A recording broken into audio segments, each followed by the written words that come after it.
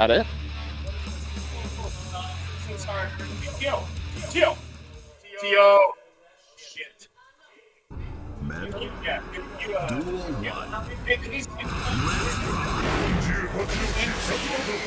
I got him wrong. I'll fix him.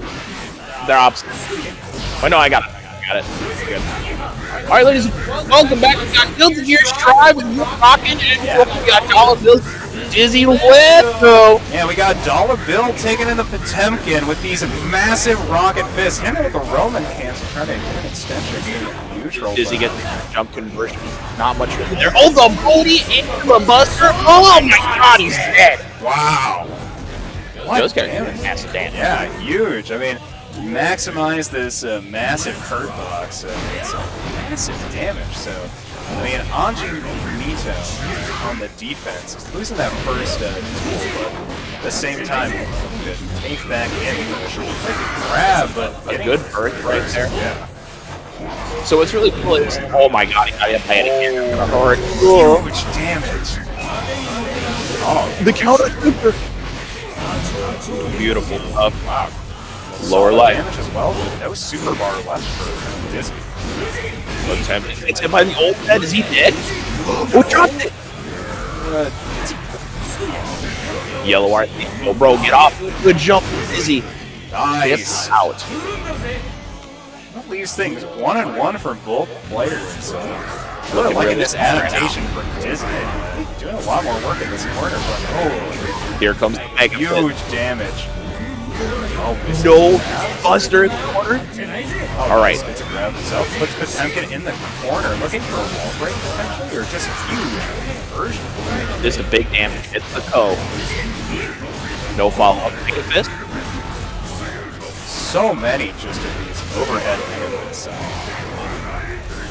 You know, Dizzy's doing something really smart right there. He's jumping the Garuda impact, and it is what's going to really carry him out in this game. Dizzy taking game number 1. Honestly, I mean, pretty huge, especially after that start of the first game, you know, and losing off of pretty much just one grab. That's just kind of the damage output this character has. So. Gets hit by the counter buster. Good sweep. Now, we're playing the most recent patch. Anji got a lot of changes. He's now... Oh! I love that. He could have gone faster, but nothing there. So, getting back to Anji, he has a move called Fusion. That's where he spins green, and the fans go around him. He's now able to cancel out of Fusion whenever he wants. Oh, wow. Yeah, you can cancel into any of the power-ups that he has. Whether it's fans, slash, low, it is wild. Well, Potemkin, Dollar Bill taking that first duel in this round. You know, it'll be up to Dizzy to really be able to push the tools his character has in a proactive way to, you know, keep Potemkin from this massive damage output with this big conversion off the Roman cancel. Dizzy, you. Dollar Bill feeling strong right now. Good impact. Just so massive. I mean, using that impact gets so much so much damage in these last 2 games that they've played. Felt like just every time he's in the corner, just being able to pressure him with that and just being unable to guard it. Yeah, with Garuda impact, really one of Potemkin's like strongest tools. It's almost like, I call it the kitchen gun, because it's like so powerful. It leaves Potemkin's perplexed, forcing any of his opponents to choose a 50-50. Huge counter. It's like you were talking about earlier, being able to cancel. Burst is available, and a burst! Oh, rough landing. That'll bring the first duel in this potential last round to Dollar Bill. Dollar Bill really strong. From the very start. Now, it's weird. Like, Guilty Gear Strive is the first Guilty Gear we're able to air block, which makes a lot of different situations even crazier than before. Mega Fist to get in. Yeah, really trying to lead a lot with these overhead power fists, but where's the counter? Oh my god, what do you mean that was it? The purple rope cancel over the super was so smart. Down on top, trying to cross him up, but staggered, and he's down. And that means Dollar Bill is going to take it. The Potemkin really showing its strength, literally, at this first set. Going so strong. And I think we're doing the best 3 out of 5 sets because the game's going to go faster and faster. Okay. Oh, did that it? Oh, we're doing 2 out of 3s. We're rocking the 2 out of 3s. That's all right. Okay, so we're all your plan. Sweet. So Dollar Bills will be advancing over Dizzy. Dizzy playing really hard. Yeah. Strong. I was going to say, especially if, the character just got changed a decent amount, I feel like this is a pretty good showing from the new Anji. I feel like maybe some more proactive play, getting some more time in the lab, and that'll be a win next time, I'd say. I can definitely say it. We're going to get people on stream. I'm going to figure things out here real soon. And no, we're currently running best 2 out of 3s as the brackets are running. We'll probably switch to 3 out of 5 as we get closer to top 8. Huh? Yeah. No power and Joey? Got it. Okay. Yep, so we're going to get this next match going here pretty soon. Looks like it'll be Pilk Power and Joey. Joey, we saw him earlier in the Street Fighter bracket, taking it. Excited to see where he's going today in this Guilty Gear bracket, because our Mika was putting a lot of pressure in that Street Fighter bracket. I'd be I would be quite excited to see who he's playing in a different game and kind of how he translates that playstyle to a completely different system. Running in a completely different game with completely different mechanics. I'm excited to see what he's able to bring to the table.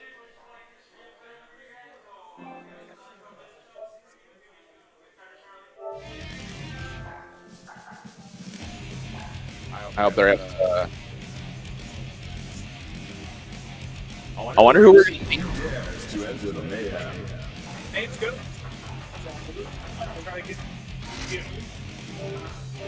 Ruben, our name's good.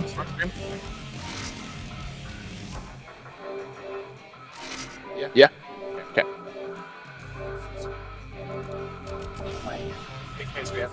I just want to make sure. Oh yeah, we just go to Ruben. Ruben will handle it. But get an Eno walked in, and I didn't see who the other character was, but It's alright, we got our Eagle High in this guy. We got Zato 1 versus Eno. Eno. Very exciting. I quite like the look of Eno. I love the guitar, but the character definitely plays differently than I thought she would. Aerial dashes using that wall jump. I think. I'm interested in seeing what Joey is going to bring forward with this Eno. Especially when playing a character like Armika in Street Fighter. It's definitely different. Two very different style characters. One going for command throws, while Eno is a very very heavy, rush heavy style character. She's not you in the onslaught of pressure. There's nothing you can do. Big burst on the side of Pilk Power on the Zato. Zato doesn't have a lot of defensive tools, so when he's in the corner, it is off time. Yeah. Oof. Oh my goodness. Whoa. Oh, that was crazy. All right. Knows the exit down. Corner to get out, and when he's out of the corner, takes center stage. Eno's stuck back in the corner. Oh, nice! But Joey finishing on that first game. Joey looking pretty strong, right? Yeah.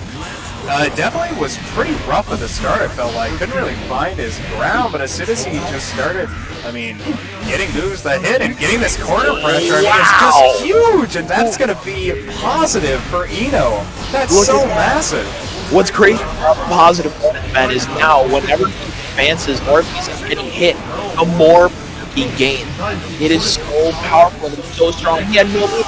He's back up to 75% here now. And like this is huge, especially after that start with his corner conversion. And now, I mean, that's just going to be the first game for Joey. Now, Joey really translating this corner pressure very well into another game, you know.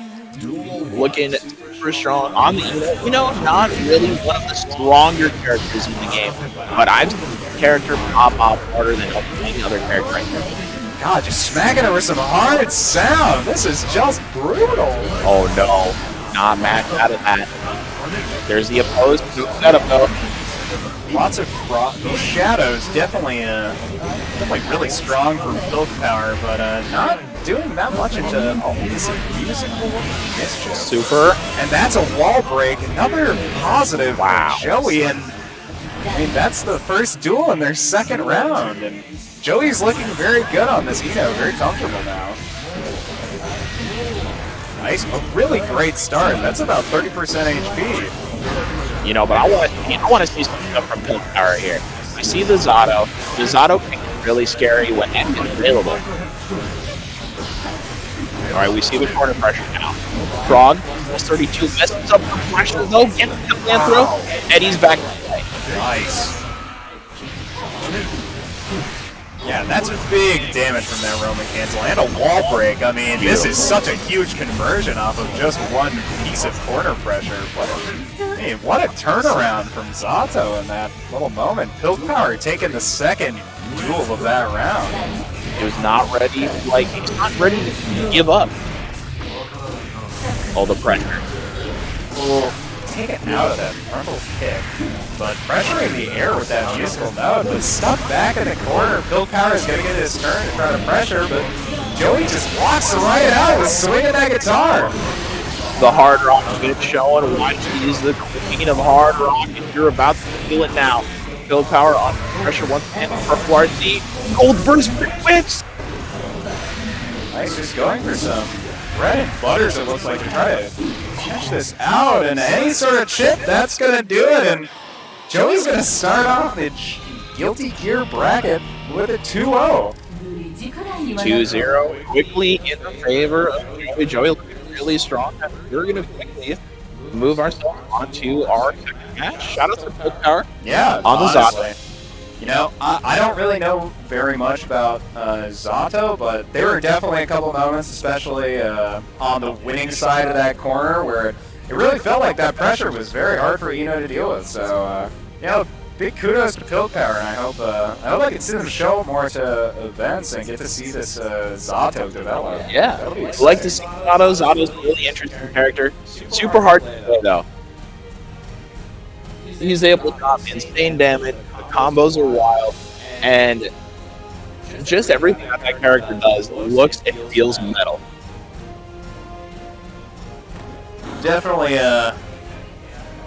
excited to see some more of these custom colors as well. I like pretty much every outfit in this game. I was a really big proponent of the Eunice custom colors as well. So yeah, I'm definitely excited to get more looks at this game that I don't have that much experience with. So I'm very excited to learn more and communicate what I see on this broadcast with you, Noah. Well, it's great to be here, Ben. We're here at Black Ice eSports Minneapolis, and we're chilling. Here at Black Ice eSports Club, downtown Minneapolis. Check us out, blackice.gg, blackice.gg.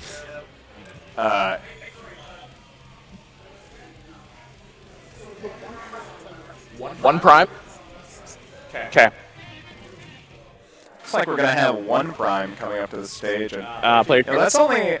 Player 2? I don't want to take any steam out of this, but that's only a couple letters away from One Piece. Brett? Yeah. Sure. We're still trying to figure out the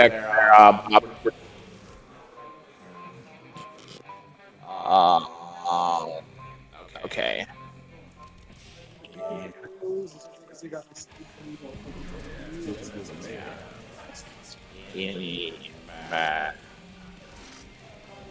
So low. No. Or EMX.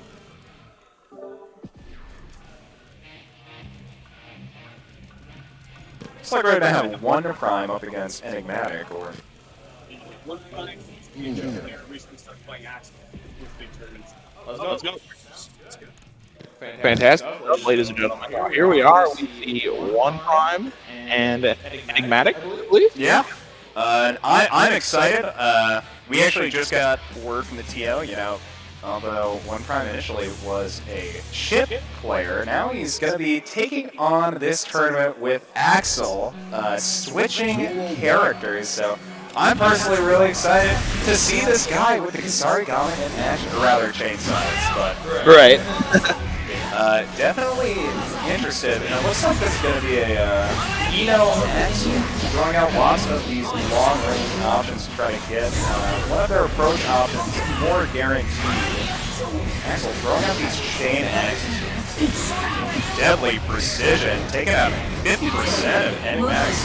Yellow RC, the blue first is to keep the pressure. RC, we're gonna see the wall. No, just the pressure. Stroke. Deciding. Okay, that's actually a lot of corner pressure, though. Axel being forced down in this duel, and that's a start for Enigmatic. looking. Oh yeah.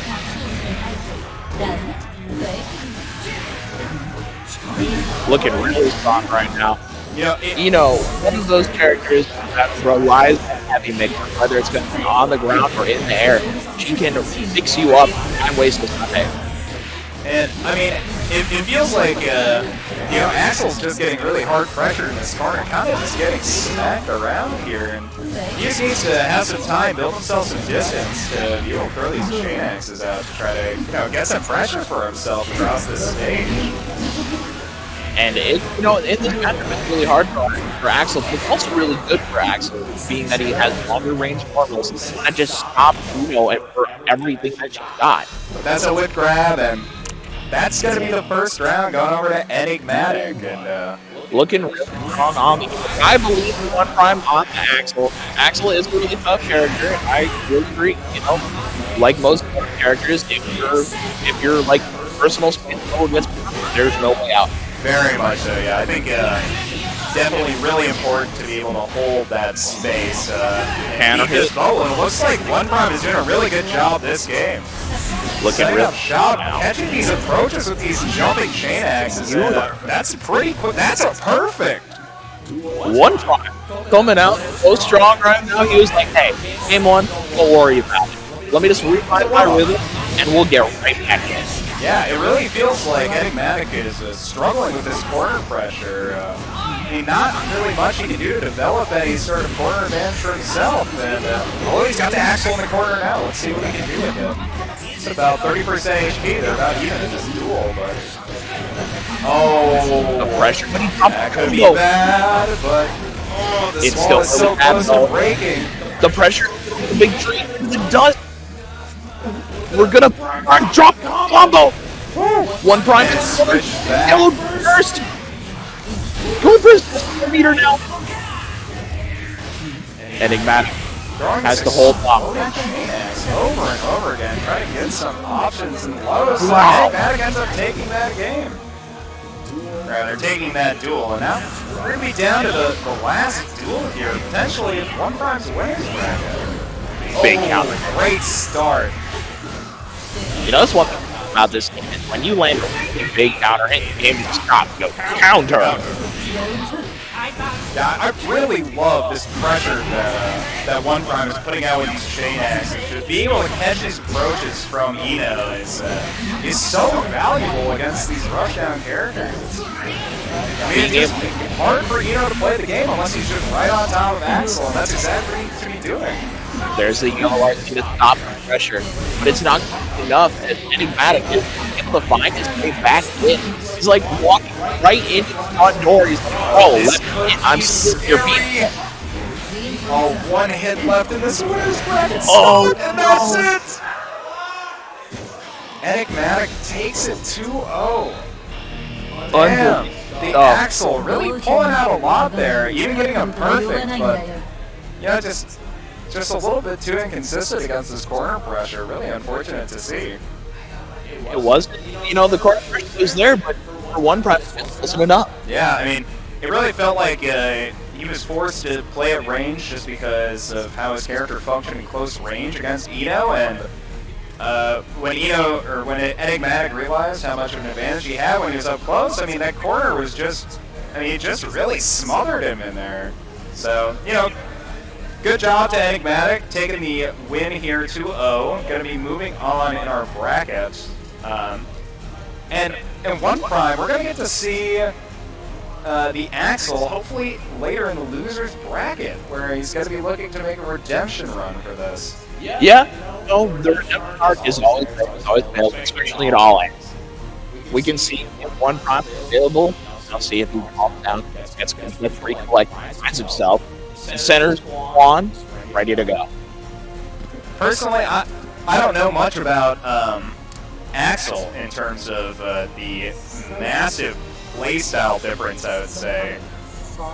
But at the same time, I really think this tournament is definitely going to be a test of how he can adapt to a new style of play.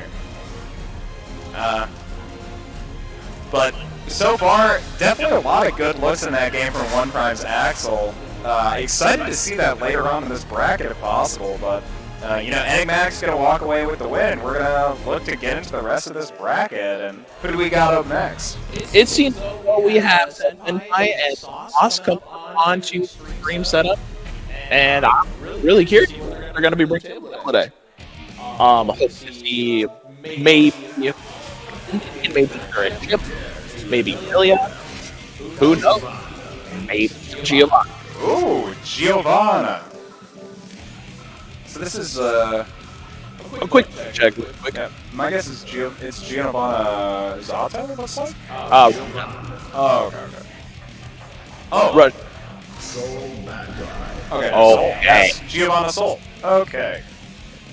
Giovanna versus Soul Bad Guy. Soul bad guy. He is the sole bad guy of this meta. I've never seen a character anybody blow up this small pixie character so bad.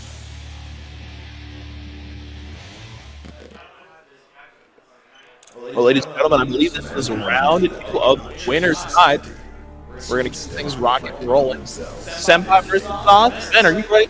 I am so ready. I'm very excited to see Senpai take on Sauce on the Giovanna against Soul Bad Guy. And Giovanna is quite the character, right? A super simple, really easy to get into, and this is her first time being in the guilty period. Also, she just throws it back. Come on. This is already starting off huge for Sauce, throwing out these moves, sticking Giovanna in the corner. Oh no. Oh, massive. Caught it. Oh, you're gonna feel the wall break. Well, positive bonus. Now, okay. Senpai cutting the pitch hill. Relax. Man. Unfortunate. I mean, wanted to just be able to play that chill and relax, but, this Soul just kind of got off to a really running start, and Sauce has got to be really happy about that, but Giovanna's turning this game off quick. No, I'm happy. Sauce is really good right now. Back. Plus. Ooh. Stuck in this corner against the Soul. Gotta watch out for these wall breaks. Beautiful. Super. Gets it by the feet. We're gonna knock the wall.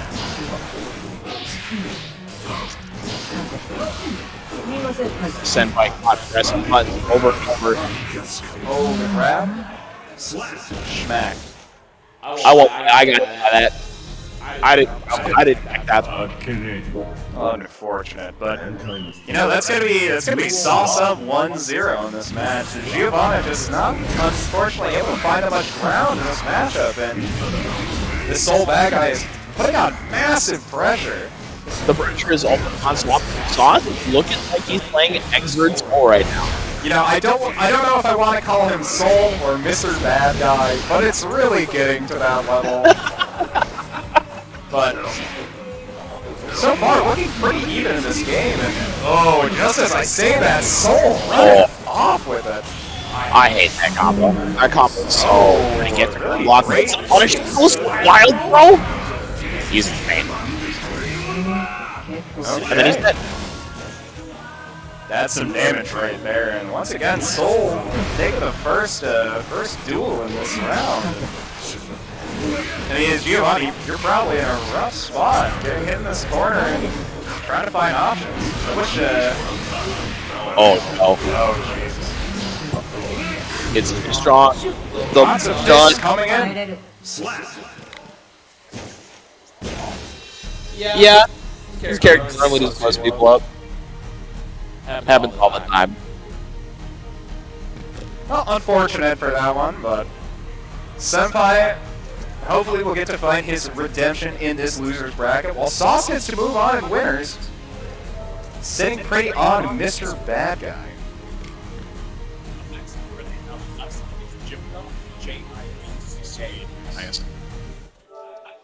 And then right side is Joey, the guy who won Street Fighter. Okay.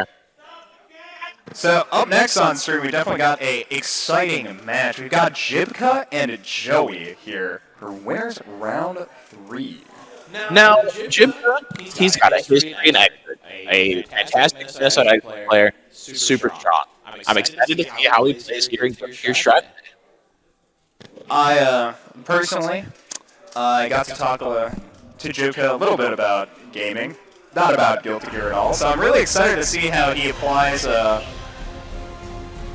mean, a very forward and thoughtful approach to this game. Yeah. And you know, earlier, pretty sure I saw him playing Gold Lewis. Yeah, I believe so. But I could be wrong.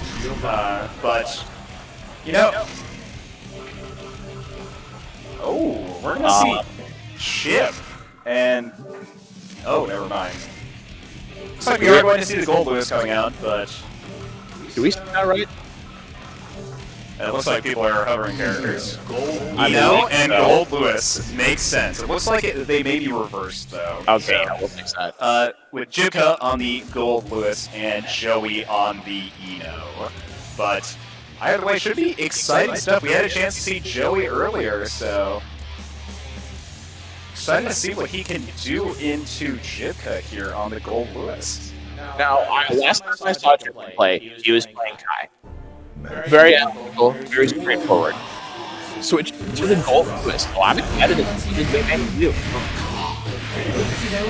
I mean, and this man is just maximum thick. Like, it's gonna be looking to really beat down on those heavy combos, trying to get lots of damage in these single strings. But Eno is gonna be looking to just trap Gold Lewis in the corner, make him unable to just do anything. But we'll see how well that works. And in this first game, it's looking like it's going well for Joey. That was smart by Joey to use the goal to see, try to get Jim off of him, but with more damage in this demon typhoon, you And just have that's to it. like. Wow, first round goes over to Jibka with the Gold Lewis damage output. Holy cannoli. Gold, he's big, and next, no, he's dead. Oh, big counter hit off the throat. Nice. Really massive damage to start this off, but just like we saw in their last duel, you know, Gold Lewis can really just take down Eno in 2 conversions, so Decided to turn the tide. Really opted to not go for the positive opponent, which is really interesting right now. Oh my god. still really huge. Joey taking that game perfect, not letting himself get hit by any of Gold Lewis's heavy combos, heavy conversions, but Wild we're mannequin. back into the last duel of this round. And, I mean, once again, Jibka just stuck in the corner. Doesn't know if he's able to put him under BRT. We're gonna break the wall. Positive bonus for Joey now. Extra meter gaining right now. And you know, Joey, wow, I mean, another game for Joey. Another perfect coming out of here for the Eno. Dope. Perfect for Joey. Ben, what's going through your mind? What do you do about that? I mean, listen, I'm really excited to see how Jibka can adapt. I think this Gold Lewis really does just need 2 conversions, but he's got to get through this corner pressure from Joey's Eno, and if Joey told us anything from the Armika and the Street Fighter V bracket, this is not a guy who's willing to shy away from the corner. Like, he's the kind of guy who's going into this corner and making sure you're sticking there. The pressure will be wild. The pressure will be insane. You know, and again, I want to have you touchdown me prepared. Oh, first it wasn't enough. The corner pressure now. Oh. I mean, I think something we don't really touch on either is whenever Joey gets a percent or a HP lead, he can really just afford to sit back and use some projectiles. Gold Lewis is a character that would probably really struggle approaching any of that, so I mean, just to match his corner pressure, he's got to potentially walk all the way to the other side of the stage, and that's huge! Oh, Meg down for it. Megalomania big damage coming in. Oh, God, massive. Megalovania plays everywhere. And Jibka is very low, and that's it!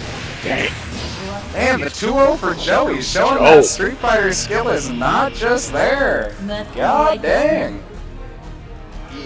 Joe, unbelievable. Coming out here, getting your Gears 5, with Street Fighter 5 Championship Edition. Then showing and strutting his stuff and Guilty Gear Strive today. Showing off the Joe Eno, as they say. Ha. I love it. I love it. I want him like me to walk out. But wow, what a great start to this bracket so far. I'm really loving all this play from Joey that we're getting to see. You know, really utilizing all the corner pressure that his character can have, and even when he's willing to step away from the corner, it feels like he's still putting a lot of pressure on his opponent. So yeah, I'd love to see Joey go far in this bracket with all this pressure. So kudos to him, and Jibka, I hope he can make the losers run. I really like the Gold Lewis. The fact that, I mean, it was just 2 conversions in their first game. It was so nuts. Okay, I got it. Personally, though, I'd love to see Jibka make the run back. Get that run back into Joey, you know, potentially blow him up in 2 or 3 interactions. That'd be really sweet. And that Gold Lewis outfit is definitely really awesome. So, very excited to see the rest of this bracket either way, but looks like we're going to have another matchup come in here, and it's... Oh, no way, that's my boy on stream. Let's go. You got Made in Heaven, which is a JoJo's reference, of course. And, absolutely. And Ion, who is my boy. So I'm excited to see him on stage today. Alright, well, let's see what these players are able to do. We're coming up into round 3 on the user side.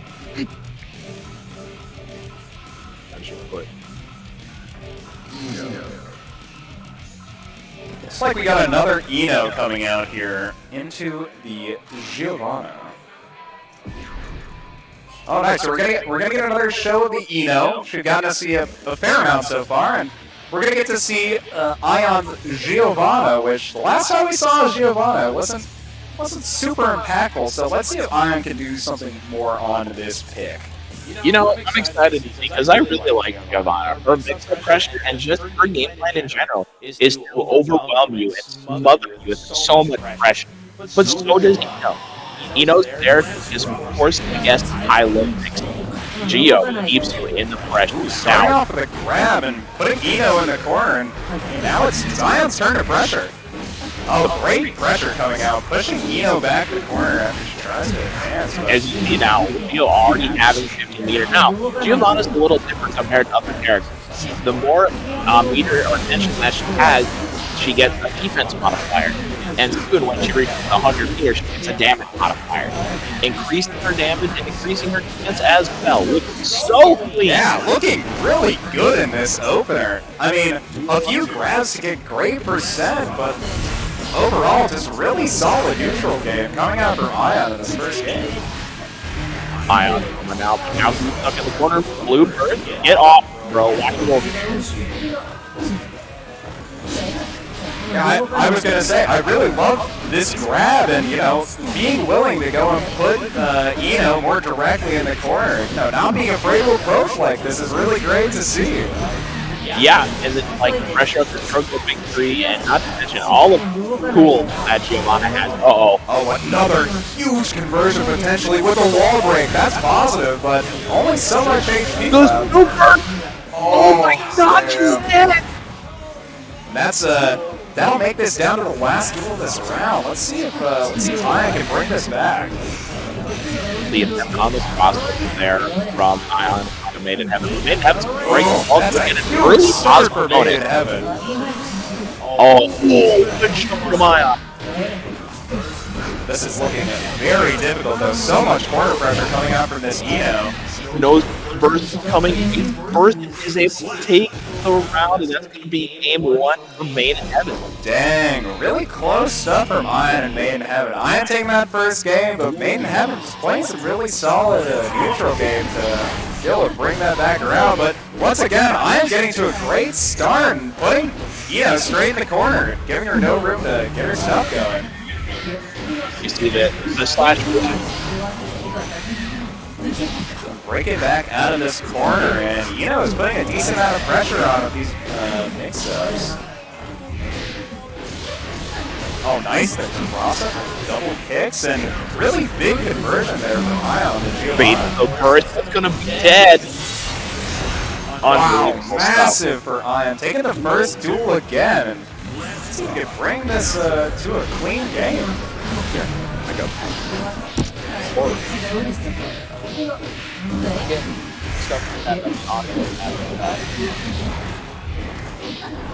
Like some with our microphones, there's some around the venue is sounding. We have no idea.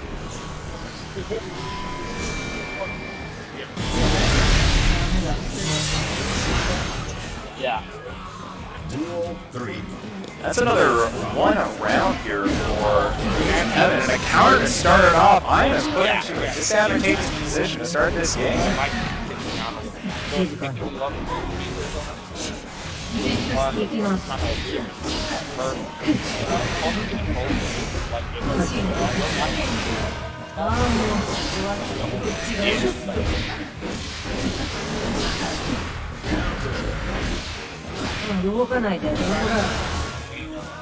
Okay. Ion once again getting so much corner pressure from this. Oh my god, okay. Oh, back in the corner. Okay, now I'm on fix them. Okay. Yes. Alright. Now were you still sounding like a robot here? Although I managed to take 2 duels, it's going to end up being Made in Heaven taking that 2-0. Overall, though, good stuff. Really like seeing the Giovanna doing some really interesting damage output. Really bring a lot of different stuff to the table, though.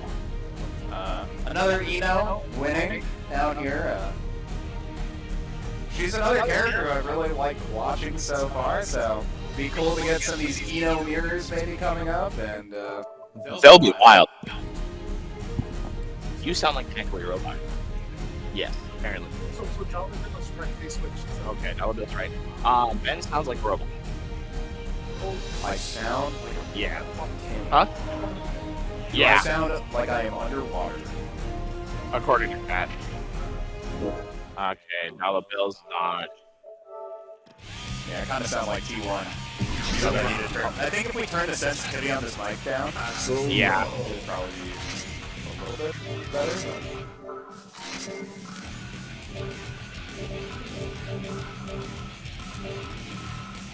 So.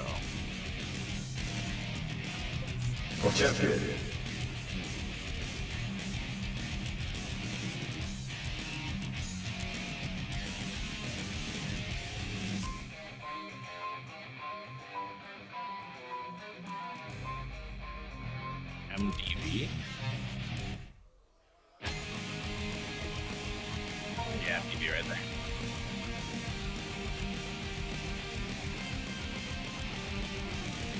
Oh.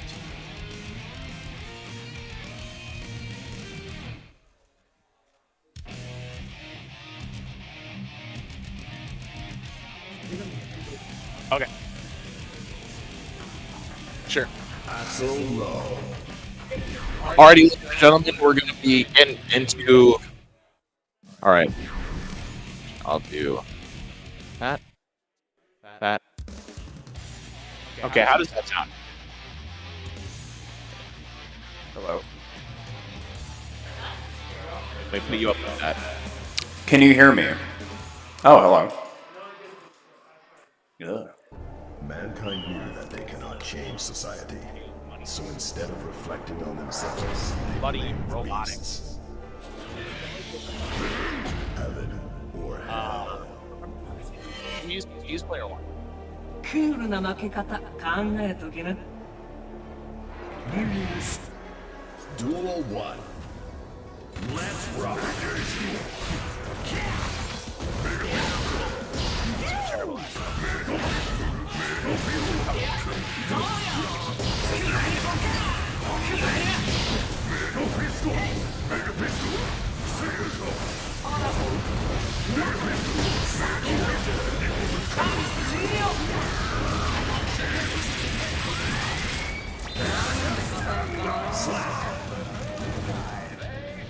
Duel 2. Let's rock.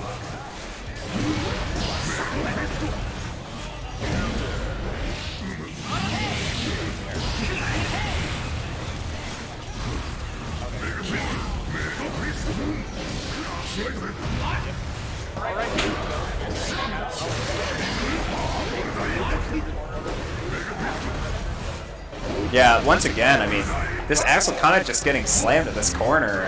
We saw it a little bit earlier with 1 Prime where the Axel just didn't have enough room to work with, but here it's looking like he's going to be able to do something, getting to take some control on stage, but still not really able to build that much space. This Potemkin with all of these overhead fists.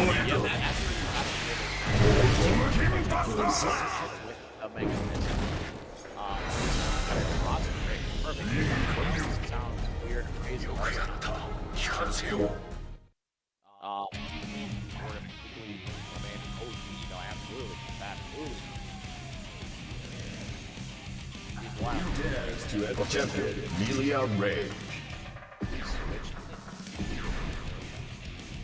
So going from this Potemkin from the Potemkin Axel matchup into this Milia, what do you think about this switch? Especially this kind of switch, like Milia is a very powerful, also another super heavy rushdown character, but Duel 1. Let's rock.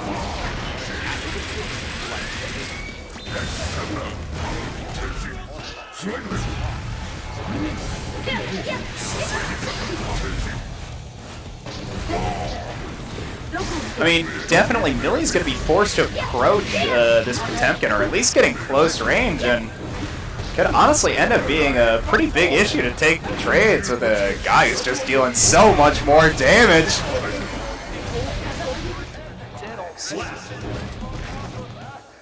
Duel 2. Let's rock. Wow, Potemkin getting to the quick HP lead with these counters. I mean, lots of just trading hitboxes, which is not really Amelia's favor, but now getting a little bit more control on the stage with the rings.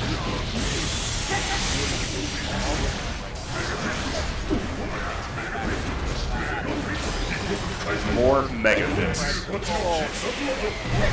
Wow, what a huge grab!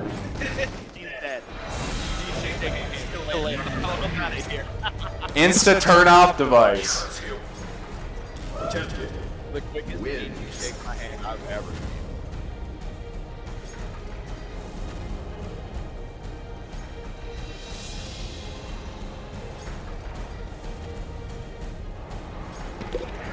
I love these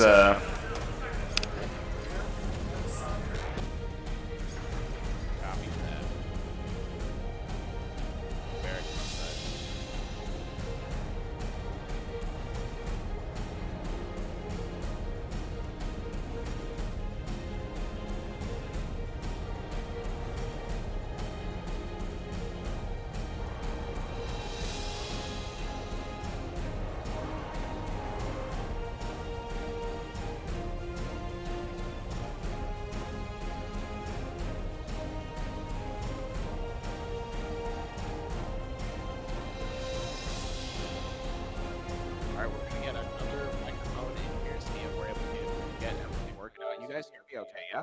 Let me know in chat.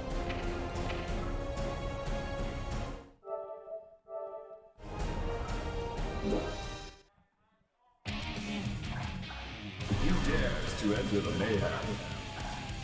You dares to enter the mayhem.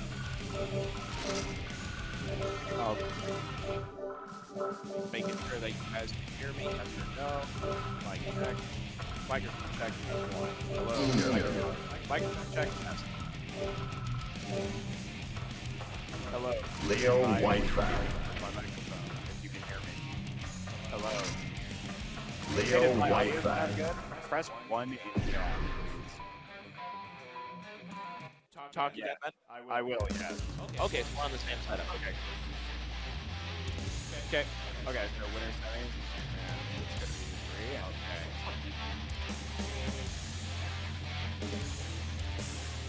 Okay.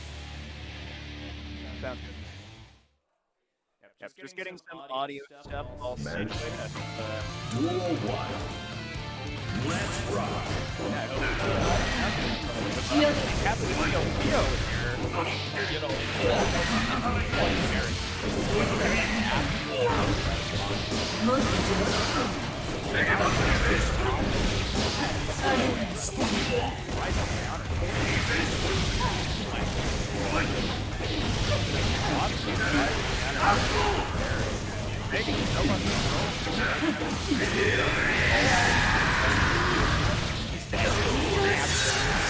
Wow.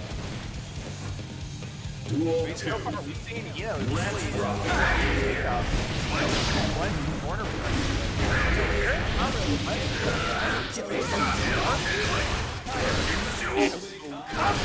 the damn Rosemary.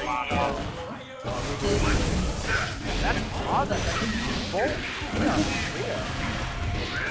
Yeah,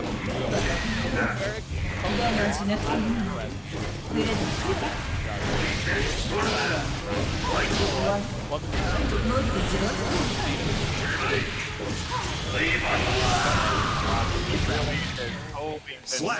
That's quick 1 from the Leo. just quick one and done. Duel 1. Let's rock.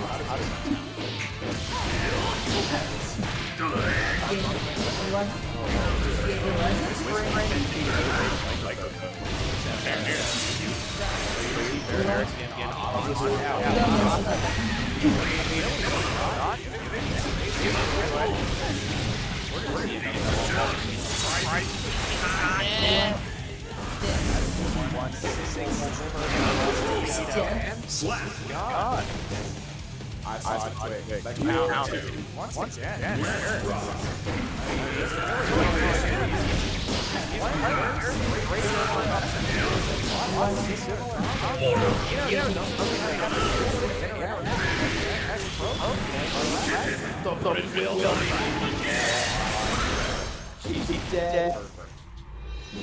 What a game.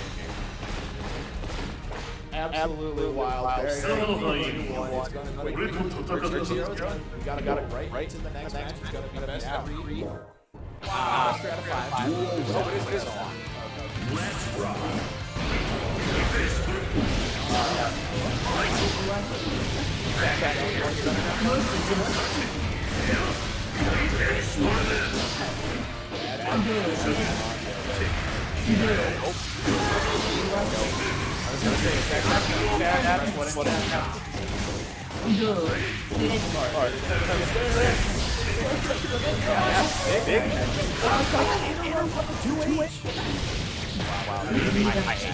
That was sick. That's incredible. I mean, Duel 2. Bear holding a lot of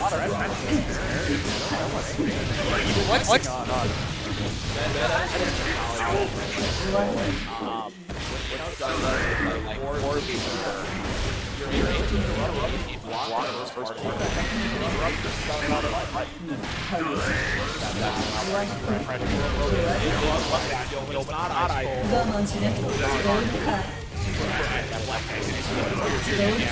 I was gonna say, Black Space, we might start melting. It might just be Black Water. God, Barrik, heating up out here. Man, fair looking so clean. Here are the winners. As he's going for the two things Mother's Recipe and My Genius. Okay. Barrik taking out with a pretty quick 3-0. Makes Leo really do work. Forcing him to just try to make decisions, and it's so difficult because Leo is such a intense, mix-up heavy character. You just don't know what's going to happen next.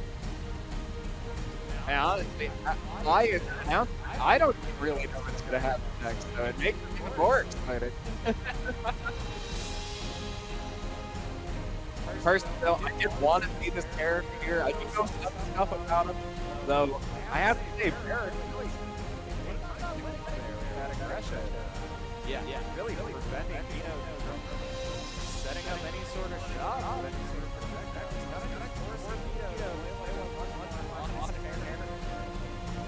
Feels like this game,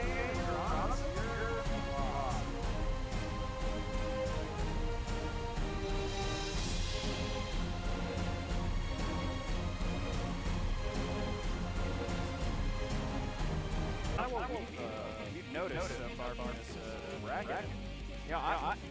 I want to talk about Joey, to be honest. I was definitely really impressed with the fact that he beat Jibka today. Jibka definitely coming to this event at some heat.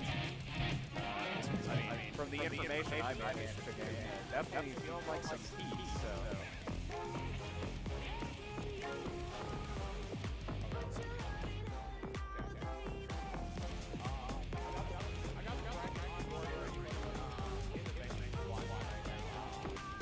So that people can see, you fix this out. Or this one.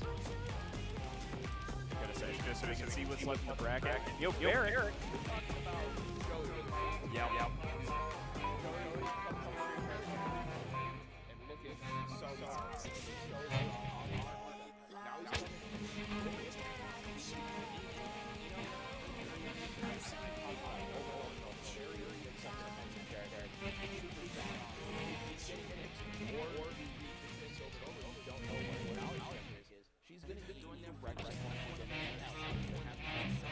Yeah, she really, she likes Ichi in the corner especially, and so far, Joey's really shown a lot of proficiency with his corner traps. I feel like even in his Street Fighter sets, his corner was very strong every game. And I think Guilty Gear, especially, is a game that really heavily, gives advantage to playing to that corner. So I'd be really excited to see how Joey can continue this corner pressure, get some more wall breaks, get that meter burning fast, and spend some money to make some money to catch my drift.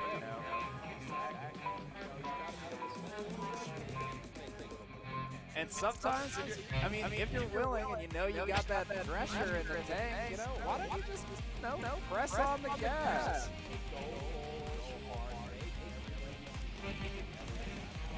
And I've really loved all the proactive play I've been seeing so far. Barrik on the Leo, really loved that. He just went in. He was so great.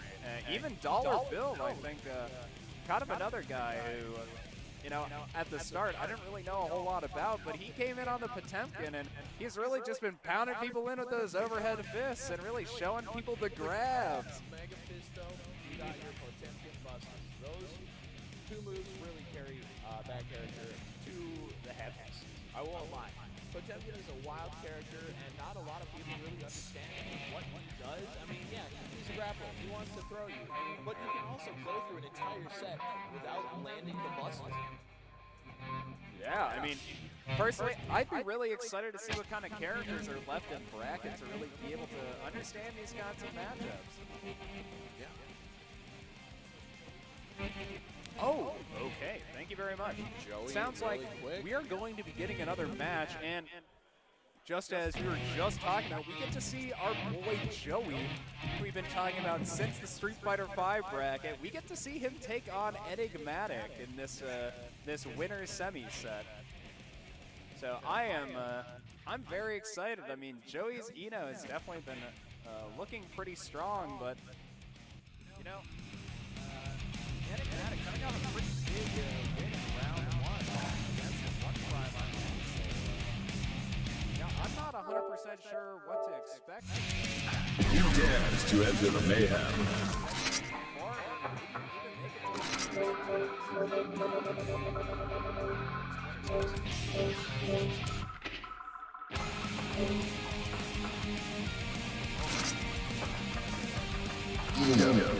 Eno.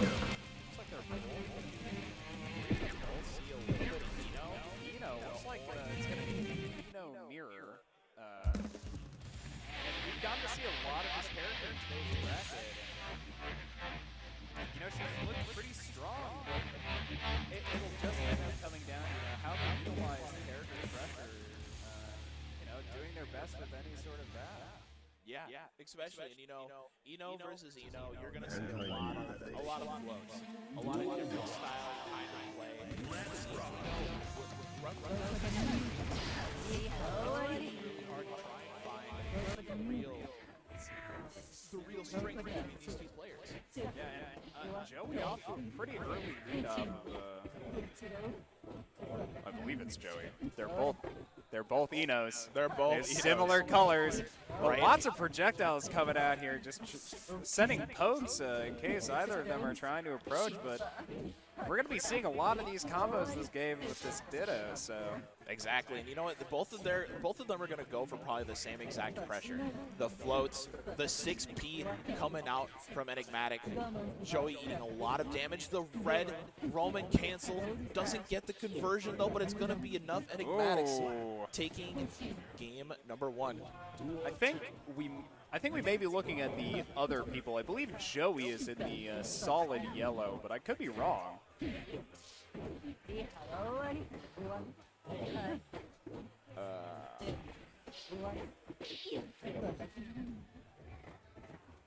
That way people can kind of know what's going on. Yeah.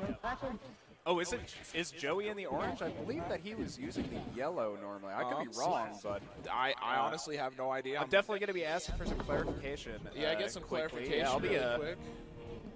素敵なファルセットだった Dio. ここでミュースではいやってどう He's got a guy coming around. どうはい終わりさあ抜けこっちが Oh, okay. Okay. I'd seen Joey on the yellow Eno earlier, but I just wanted to make sure. But we haven't. Okay, Yeah. It's first to 3. We are also getting potentially more confirmation on which Eno is which. But either way, we're going to be bringing this to you in Eno on Eno action. Ooh, God, I love that super. Just all the animations in this game are so cool. They're so slick. And here we see Joey coming in super strong. Well, I really hope it's Joey. I Me too. honestly couldn't tell you if they're both playing Eno or still kind of waiting for this confirmation. But at the same time, both of these Enos really showing a lot of Oh, no. a lot of power in this corner, but the yellow Eno just barely escaping out of that corner using the guitar. Dropping combos looking super wild. The purple Roman cancels the PRC. Gold burst from Enigmatic. I definitely feel like we have these names mixed up. I'll be honest with you. Yes. I think Joey's yellow Eno is almost iconic from this bracket, but I mean, yeah. I'll just change them. So you may want to switch them up, right? Like the games as well? Oh yeah, because they're on opposite sides as well. See, this is the hardest part about doing this, right? Is just like, right? Slap. Okay, and it looks like it's like Enigmatic is gonna take that. Duel 1. And this is the third game, or the third round, and they start off almost the exact same, getting up with that. Joey is young. Thank you very much. I knew it. I knew the colors were correct, but either way, Joey, 1-1. yo, both of these players having a little bit in this set so far. It'd be a damn shame to see the worst, quote unquote, worst go home here. So thank God that we still have the losers bracket to go through. But Joey's gonna take that first duel in here, and I mean, he's probably feeling really good about that. Feeling really strong. You know, I would be too, especially in a Eno mirror. It's guess after guess after guess.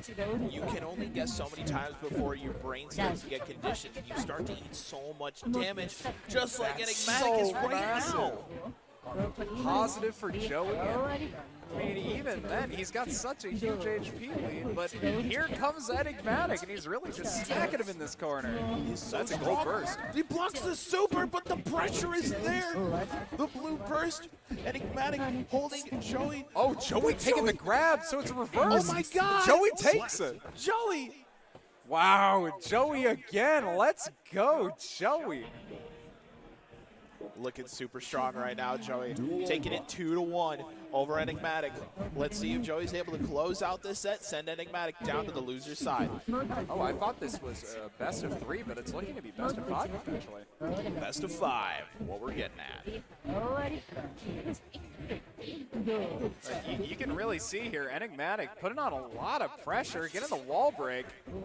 Joey eating so much damage. That's what I love about this game, though, is you can be playing and you can be enjoying your time, and next thing you know, your health bar just explodes. There's nothing you can do. You eat the pressure. The block on the yellow RC. Ben, that is so smart. What that happens right there, the yellow RC, if blocked, is so minus. You get another full combo right after, and he baits the yellow burst. The yellow RC, that's incredible. Very nice. I mean, Joey really popping off here. But now Enigmatic is going to be putting on this pressure again. And just like last time, Enigmatic was putting on a lot of pressure at the start. But, you know, Joey's just back at it again. Putting him in this corner, giving him the corner treatment. Oh my God, I love it so much. You know, you see how Joey's approaching, right? He'll do the float, and then you'll see that green bubble just respond around them. And when they do that, that's the faultless defense. When you faultless defense in the air, you gain extra gravity and you fall faster. So you can air dash, faultless defense, fall, and immediately get a almost unseeable low. Oh, wow. That's huge. And it's off that Joey's going to be able to take this set. Honestly, huge win for Joey here. A quick 3-0 for Joey. We're going to take it back to us really quick. And my golly gracious, guys. I was going to say, wow, Joey really coming out here with no stops, just bringing that pressure from minute 1. Although there were definitely some times where Enigmatic was holding that corner pressure, getting that wall break, positives, it really did just feel like Joey just had the pressure for so much more of this series that, I mean, he's just going to walk away with the win here today. And Joey, you know, we had our sights looked on at Jibka, Barrik, and Joey. Like, these 3 players are looking absolutely insane right now. oh, yes, I'm excited. This match is going to be crazy.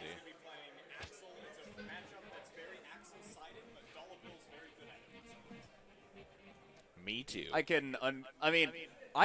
guess I find it somewhat surprising in terms of that the matchup is difficult, but we're going to get Potemkin and Axel on stage. Ooh, love it.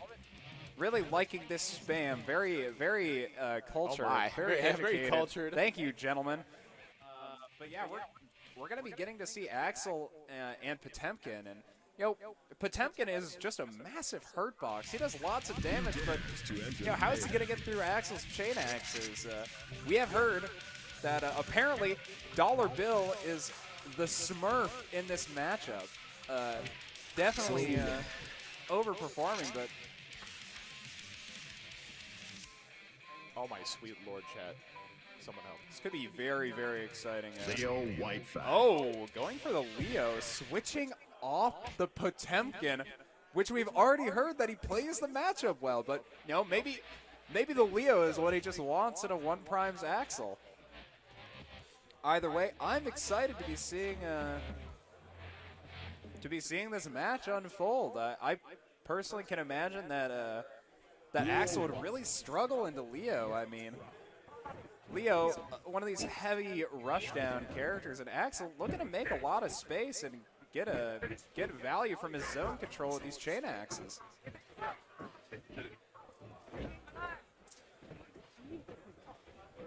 Yeah, and especially in this matchup, right?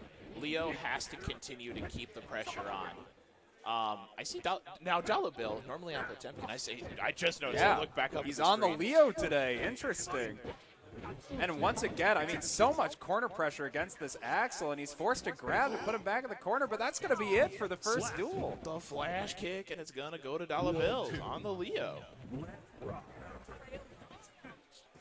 You know, we talked about, me and Bills, we talked about Leo earlier at 2DCon, and this character was wild. Good block for 1-Prime, but doesn't block the second overhead.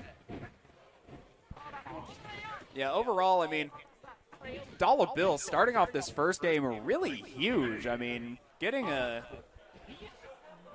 first duel victory in a matchup that, you know, we've been told that he definitely is known to struggle in, or rather that he knows very well on a different character. Absolutely. I mean, granted, honestly, in this matchup, I would still play Potemkin. Potemkin still has his ways of getting in on Axel, though Leo just does it better. Yeah, and you know, this Leo managing to put so much corner pressure on this Axel. But, you know, once again, 1-Prime is finding himself in a really good position here here near the corner. Here we see once again. Given the pressure. Wow, great string here. What a conversion. He's going to break the wall. Okay, it's like if he breaks the wall here, I'm going to lose my marbles. Blocks the chain. Well, you can't have that. My marbles would have been everywhere. Oh they would have been rolling all over the floor. And in a venue like this, that would have been scary. Those would have been some lost marbles. They would have been gone forever. I would have never seen them again. But wow, so much pressure here. And this Axel, oh, so close at finishing this duel. Both players just trying to get one stray hit, and there it is. 1-Prime taking the first game. So far, I've really liked this Axel. I mean, being able to kind of use a lot of pressure from range in this game against so many, I mean, very strong rushdown characters, you really got to be creative in how you manage to keep space. And, you know, a lot of the ways that he's doing that are not just these anti-airs or anything, but just catching jumps when they start approaching. I think it's so smart, just getting little bits of chip in before you get that dip. Get that dip, get the chip, and everything you know, that next bite's going to be full of flavor. True. Oh, I know man. we're not seeing any chip here, but at the same time, you know, might as well just bring him up in case. But here comes a super. Big super. The dust, aerial dust, makes connection, and it's okay. Oh, we should be able to delete these. Can we?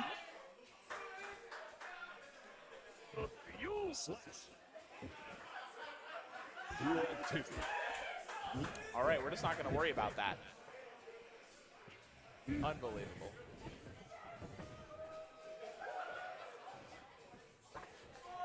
Wait, Huh? We.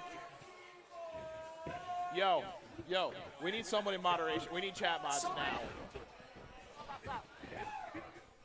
Ban this motherfucker. This is wild. Okay, but so far, Bill really making an effort to come back in this game. His potential winners brackets, or his potential games or tournament life on the line, and bringing it to the duel 3 in this second game at the very least. Let's see if Bill's got the chops to take this all the way.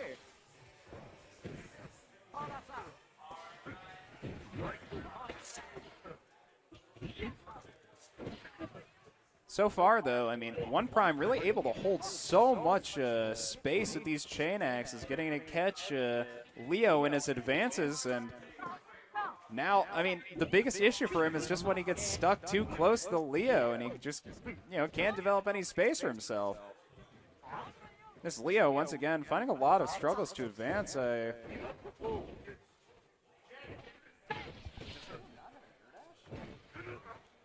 does have an air dash, yes.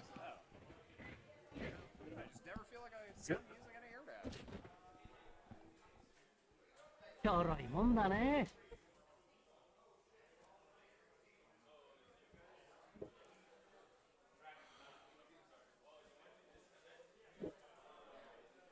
That's wild. The fact that that's happening. I think we're seeing a character switch here, really quick. One Prime took that game, correct? No, I believe that was. yeah, best Okay. 3 out of 5 now. Okay. Sounds good. So it sounds like we're gonna do best of 5 here, and Dollar Bill switching to his Potemkin. So I do believe that it was One Prime who took the game. Yes, which means. You know, Dollar Bill, he's going to have a chance to bring the run back here on this Potemkin. We have been told that he plays this matchup well, despite it being difficult for Potemkin, so... I have no idea. So I'd be really invested to see, you know, how he performs in this game, but so far it's looking really rough for him. Yeah, now in this matchup, right, it's the zoner versus grappler. The amount of knowledge and thinking that Dollar Bill has to make sure that he's able to get in onto Axel is almost a galaxy. And not just that, but he has to be able to keep that distance close or else risk just being at a rain of projectiles. And I mean, massive damage off this grab, but still, is it gonna be enough? Here comes the Okazeme, but he created the space. And Oh, Dollar Bill maximum low, no! So unfortunate here. But Dollar Bill, I mean, he's definitely showing a lot with this Potemkin, this bracket, so, the you know, Mega Fist. Okay, maybe now he's still got a chance. in this matchup, right, Mega Fist is very powerful, but also is Axel's 2S. 2S, a very good anti-air, and it is able to be so strong and keeping things real here at keeping things real. Here we go. We see Dollar Bill coming in. Now that move you see with that gun there, that's Garuda Impact. Garuda Impact is wild. This is actually so massive, though, for Dollar Bill. He's actually holding the lead in a matchup where, it feels very difficult for him to be able to get a lead at all, but there it is! Let's go! Wow, Dollar Bill taking this duel and trying to keep himself in this bracket with this Potemkin. I'd love to see him pull this off, but, you know, he's got quite a hill to climb. He's got to walk through chain axes as well as, yeah, mess with all of these mix-ups. Caught pressing buttons now. Dollar Bill's got to be really careful when it comes to his jumping now. Huge damage! Oh my lord, here comes the pressure blocks. The Wow, Bluebirds. so massive. Gets the dust. We're going up. We're going sky high, bamboo. Oh my goodness. And thus, Potemkin is popping off. Wow. Dollar Bill is back in this. I was gonna say. In this fight, somebody woke the baby. They shook the cradle. He's awake. It's nap time's over. You know, Dollar Bill's back. Dollar Bill really just pulling it out there with the Potemkin, and he's got to take 2 more to be able to win this against One Prime, but once again, off to kind of a slow start of this Potemkin. Definitely finding a lot of difficulties against all of these chain axes, but at the same time, it could just go either way in single hits, and it really can. And there's the gold burst there from One Prime. Now, for people at home that haven't played Guilty Gear, if you land a gold burst, the gold burst then gives you your full 100% meter back, and that is wild to think about. Now, for Axel, that is so huge, especially in this matchup. Potemkin's pressuring you. You are stuck in this pressure, the wall, the iron golem that is Potemkin. You can't stop him from touching.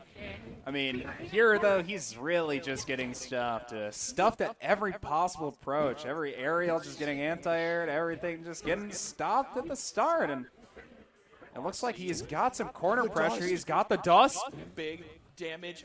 Ben, is he dead? Oh my he's God, dead! he's dead! Wow, Dollar Bill with what a conversion! Oh my God, he's dead! Wow. Dollar Bill earning that trophy, strike from heaven with great honor. And Oh my god. now he's just one duel away from making this a one-game series. That was actually insane. Oh, massive damage. Double overhead, triple overhead fist, quadruple overhead fist. Now, Mega Fist is really strong because you can go over the big low chains called Rensen. And when Mega Fist goes over Rensen, it's game over. Oh no, he's dead. Massive. Oil Eyes. Here goes the Okazeme. Has to FD. The fall is defense. The gold burst. Dollar Bill, let's go. One prime. What is he gonna do? Oh, the armor! Let's go, Dollar Bill! We're going to last game here, folks.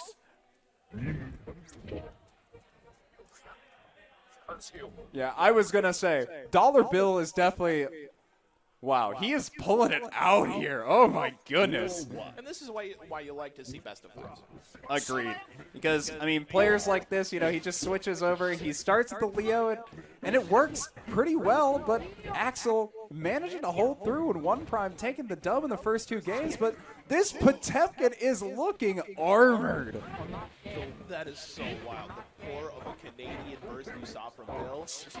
Good yellow RC from one prime. Counter hit. All right, Oh, now it's- 2 overhead it's wild. fists. Bill can get so much more off of a conversion from that counter hit, the aerial counter hit. Going for grab, But, you know, I respect what he's going for. Oh, trying to mix him up with an option on landing instead of another Mega Fist. Block. Forced to use Mega Fist, and now has to work his way back in. Oh, it's so close, but he uses the red. Jumps. Oh my god. Tries to hit him with the ground pound, tries to sit on him.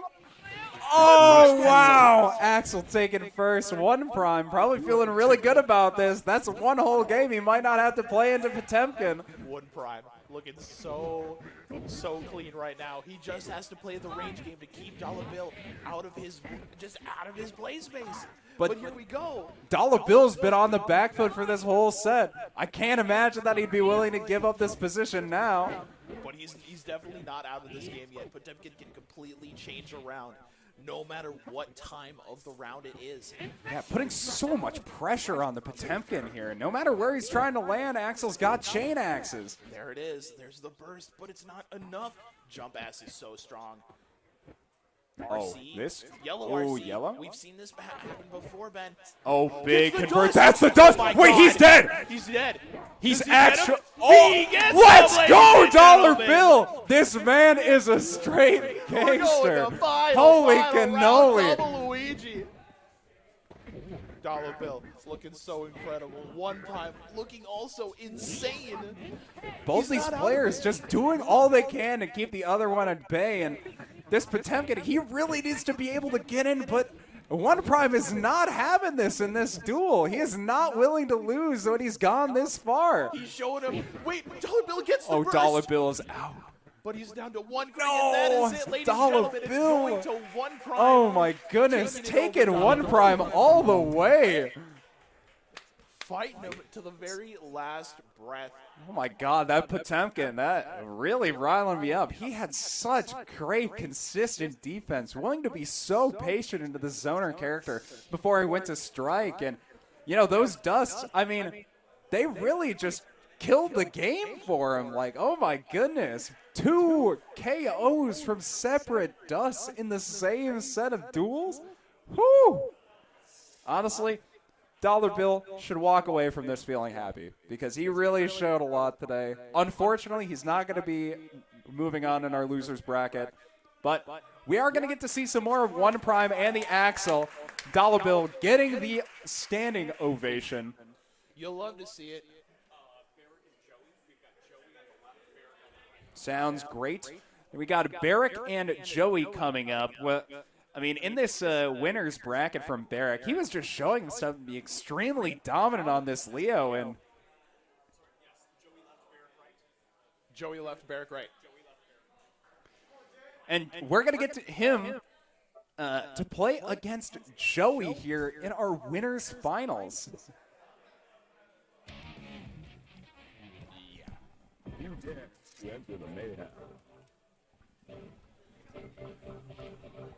So it'll definitely be interesting to see what Barrik is going for because it looks like he's hovering over the Potemkin right now. but we do know him to be playing Leo, so bringing that out. It's going to be Leo Eno, and the last time we saw this specific character matchup, I mean, it did not go well for Eno, and the last Leo, I mean, it was Barrik. Yeah, that's right. So this should, this should probably be hard for Joey, I would say. Joey has been looking really good this bracket, but in his last set, I mean, Barrik kind of just looked unstoppable. So see what he has to bring to this, and hopefully Joey can rock and roll. Rock and roll as we're jumping right into our winners finals, ladies and gentlemen. Let's go. And honestly, this is pretty huge so far. Joey's starting out with a pretty big conversion, putting Leo in this corner, and Barrik, he can't get those bread and butters that he was really getting a lot in that winner's bracket set, and even now Joey hit him with the super, and this is a huge advantage. That is a big super. The flash kick. All right, now that is a huge knowledge check right there, man. You can throw Leo out of the Berserker Slash. If he does the heavy variant, when he goes for the cross-up, you can throw him out of it. And it is crazy to think that he can do that. Oh, my God. Huge conversion here for big Leo. Wow, another one for Barrik. Low, mid, low. Overheads, it is minus. Big I mean, flash kick. this is just looking like an opposite story from the last game. I mean, Barrik going off to a huge advantage at the start, but now it looks like he's looking to finish it. And 1-1, Barrik and Joey in this first round. These guys are looking so incredible. Counter. Incredible stuff there from Barrik, knowing that he was going to press a button. Joey back in the corner. Barrik holding his own right now. It looks like trapping him back in the corner with that projectile, and Barrick's going to have to try to walk his way out, and he gets it with the uppercut. Finds his way out, gets the overhead, and we're going to see the loop. This is so massive. Big super. Throw it to him. Oh my goodness. With the wall break as well, positive. Positive bonus gets him with and it's already out. I mean, overall, huge for Barrik. Winning that first game into Joey, especially with Joey starting really strong. Oh, trying to flex to get the counter there, but... I'd love to see it. These guys are playing so incredible right now. Big counter hit, stroke the big tree. Gotta love these flexes coming out from Barrik, trying to make sure that he can get that additional approach pressure that he needs, and just trying to make sure that he can't stay in this corner. Really feels like he's doing all he can just to try to finish this as fast as possible. There it is. Barrik has the positive bonus on the Leo. Here comes the pressure. What can Joey do? Has the corner now, Ben. Yeah. Blocks the flash kick. Oh, Berserker charge. And that's going to be the first one for Barrik. A counter to start it off from Joey, and that's a good amount of damage to get this off. And projectile coming out to help him hold space, but yeah, Joey still is going to be forced to, play on the defensive against this Leo. Just a really aggressive rushdown character. Kind of wait for his opportunity, and I mean, Barrick's just going to go in with it. But he baits the yellow first. Oh my God! Yo, Barrik, this guy is actually the most funniest person I've ever seen. That's really crack. Flash kick, positive bonus. Here comes the projectile. Projectile that covers own advance, huge. And I mean, that's 2-0 for Barrik, and we practically branked that this is already on the potential last game of this set, and this is our boy Joey, won Street Fighter V, and he's doing pretty well in Guilty Gear so far, guaranteed third in this bracket, so let's see if he can make a mark on Barrik before he potentially moves down to losers. Exactly. Barrik is, I've talked about it, I've said it again. Love that flex. Barrik is such a powerful player, especially with the Leo Whitefang. With conversions like such, the overhead into the fucking golly, she's dead. Wow. Wait, that kill? Wow. Wow. Wow is right. Like I said before, characters explode in this game. Holy cannoli, wow. Next thing you know, you're eating your cannoli, right? And you take that one bite, the sauce is too hot. You're like, oh my gosh, it's all over. No, my cannoli. Now, so far, Joey really coming back in this game, not wanting to get out of this bracket, or at least the winner's side, and there's going to be a dual win for Joey, and he's one away from taking this game. Gets the round, and he's looking excited. He's getting ready. He woke the baby. Barrik is still up 2-0, though. Yeah, Barrik really playing aggressive to start this off. Double dashes and then a low kick to start a conversion, and even now just throwing so many hitboxes out, but it's back to Joey being at an advantage. You know, I love the pressure that Joey's bringing. He lands two of the, I forget the name of the move. Oh, but he gets the parry, Julio. Whew. Oh my goodness, Barrik just willing to go so deep for any sort of damage, and another super. Love, but he dies for it. Wow. Barrik 3-0 over Joey. Dang. Dang. You know, Barrik really playing a solid game there. I mean, plenty of pressure, extremely aggressive play. Kudos to Joey. In a really great bracket run in winners, and hopefully he'll be able to pick it up for losers and maybe show back up in grands.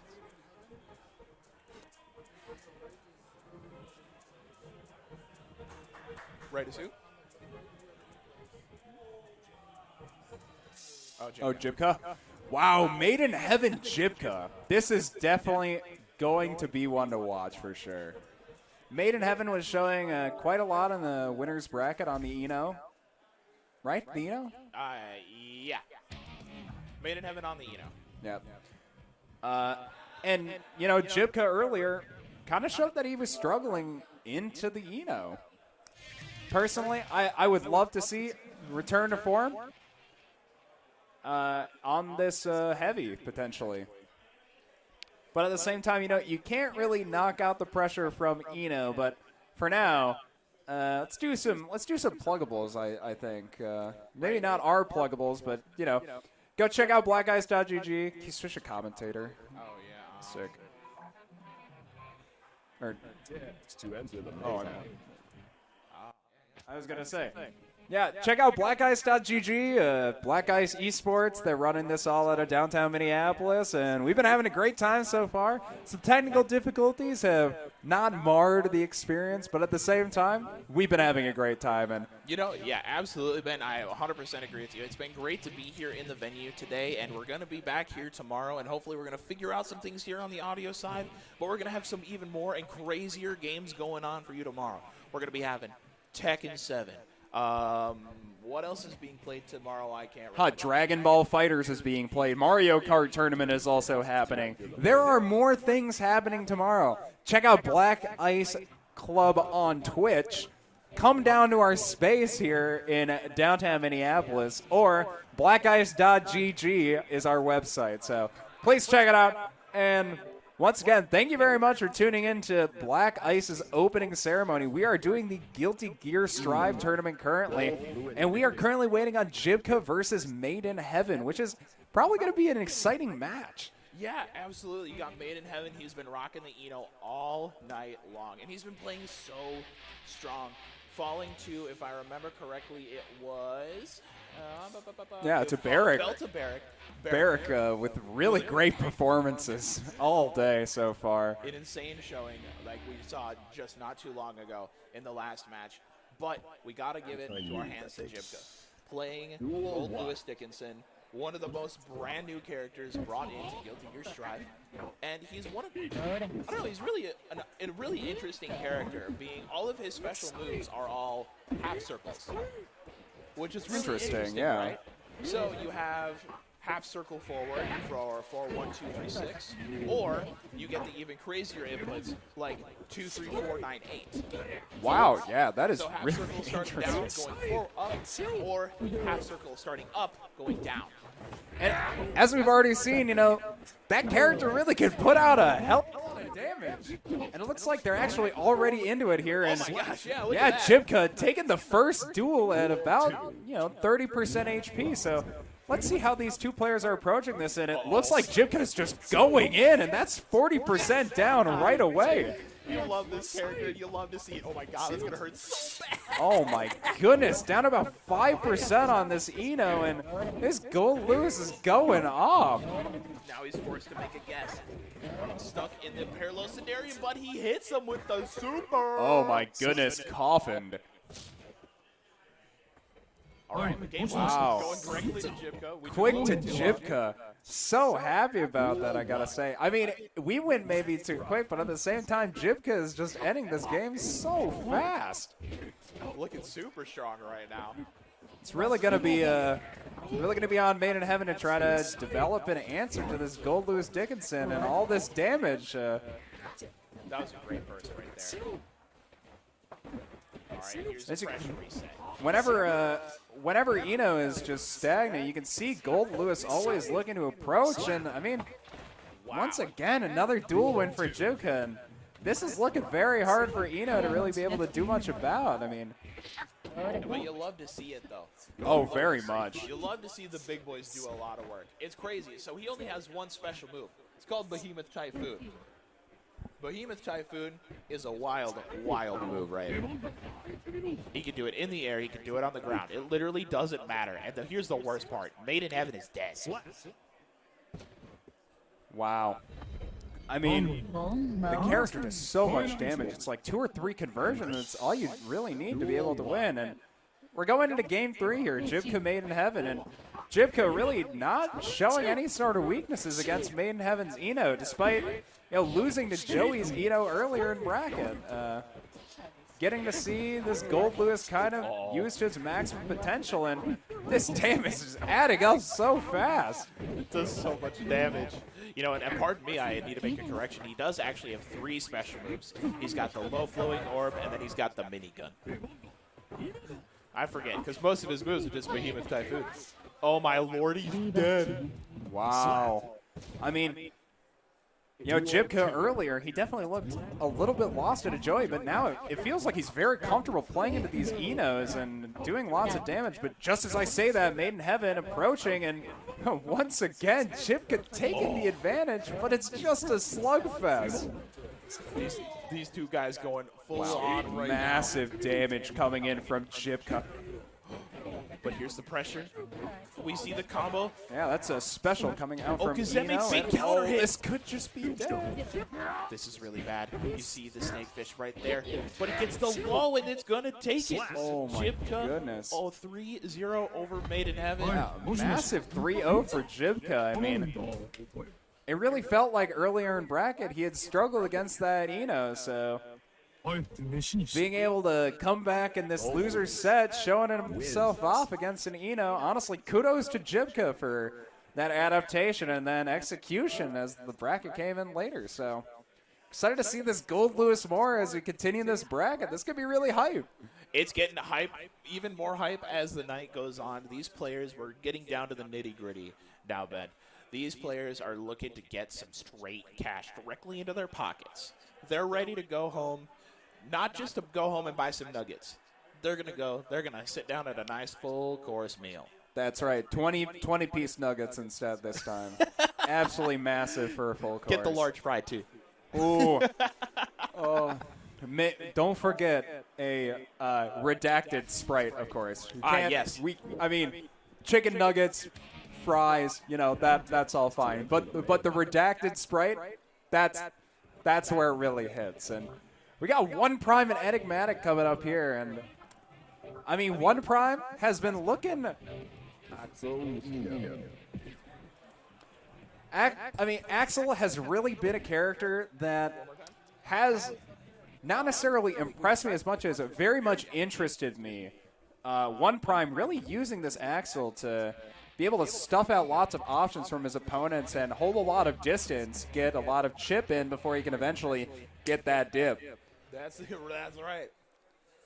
We see a little bit of Let's Go One Prime here in the chat. One Prime, I was going to say, One Prime, after that dub over Dollar Bill, I think he's taken the mantle of the People's Champ, even though he did defeat the People's Champ Dollar Bill. So I'm very excited to see him against this Eno, holding his space and keeping this corner and not being afraid, not moving back, just throwing out options and understanding where his opponent is coming from. And That's right, Ben. And, you know, Axel is a great character, especially in this matchup. Keeping Eno really far away and just, oh no. this could be huge. It is going to be huge. It's going to deal so much damage, but it's not going to break the. Okay, I say it again and I lie. Enigmatic holding the wall, doesn't want to give up the pressure. He doesn't. Honestly, I mean, this corner pressure is just so huge against Axel. It really feels like he needs any sort of distance to be able to move this around. And One Prime is going to take this. All right, so I just got word that this is a rematch. Enigmatic sent One Prime to losers bracket. Oh, that would make sense, actually. So we're here, and these guys are looking. One Prime's out for blood, and Enigmatic's ready to put the nail in the coffin. I was going to say, yeah, this is definitely the hard, salty, maybe salty run back. I mean, this Axel looking really great in that first duel, but now definitely feeling a little bit more lost. And I think it really came from, I mean, the fact that he decided to stick in the corner from the very start of this game. I really like the idea of being able to hold that single spot, but at the same time, like, you're just where he wants it to be, right? Falling more and more into the corner and more in that pressure, Ben. These guys are, I can't say it enough. Oh, what a beautiful chemical love. Have to play so precise and so clean. Figure out each other's like methods, their habits. Oh, make things happen. big. Are we gonna see a One Prime? I hope to see it. He just needs one hit. What a block! So Axel has a time stop super called One Time. And if you get caught hitting any sort of button, you are gonna feel a lot of pain. Whoa, they have witch time in this game. Holy cannoli. Just like hitting One Prime, taking a lot of damage right there. Axel, a very, very squishy character, running out of his meter. Really wanting out of this corner. Oh my goodness. What a bottom! What a grab. Holy shrimp. Holy shrimp is right, dude. Oh my gosh, game That is one. another game. Going to Enigmatic. I mean, honestly, if you're One Prime, you're probably not super happy about this. You know, you played a really great opener to this set, and then all of a sudden you just keep getting put in this corner, and you can't really do much. And once again, Enigmatic finding plenty of ways in, but now that he's holding distance again, let's see how far One Prime can go with the distance he's developed. But the stagger from the pressure. He's feeling it really, really hard right now. Counter Gets in the jump corner. D. More pressure. Oh. Wall. Golly, I'd feel so bad if I was One Prime right now. You have no option to get out of there besides hitting Red Sand and dragging. Massive counter, and that's a conversion, but that's a break. A great burst. Right there. It has the option. Goes for the blue RC. Now blue RC stops time. And he decided to just let it happen. Oh no. Oh, that's big.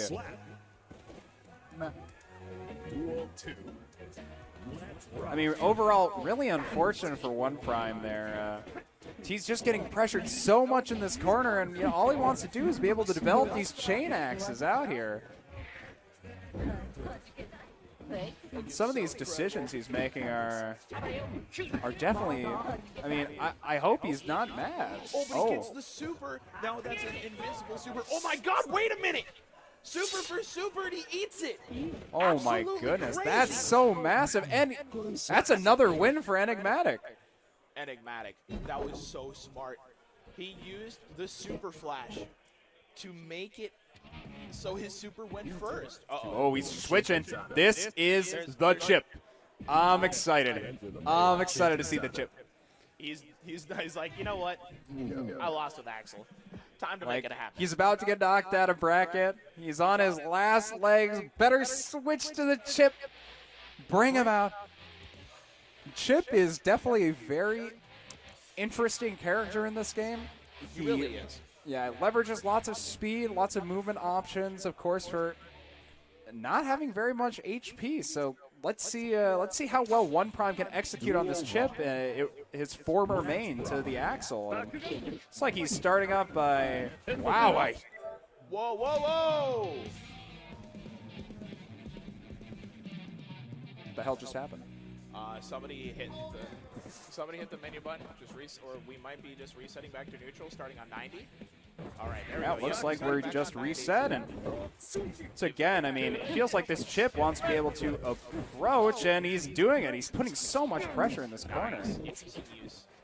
Now, what Enigmatic did right there is goes for the jump P, which is a really great air-to-air. Oh, Substitution, but still, I mean, Chip, I come from Smash. Chip makes me think a lot about Game & Watch. Chip, this character is such a low HP threshold. Any sort of trades are always going to be a detriment for you because of how little you actually can leverage your own health bar. that's right.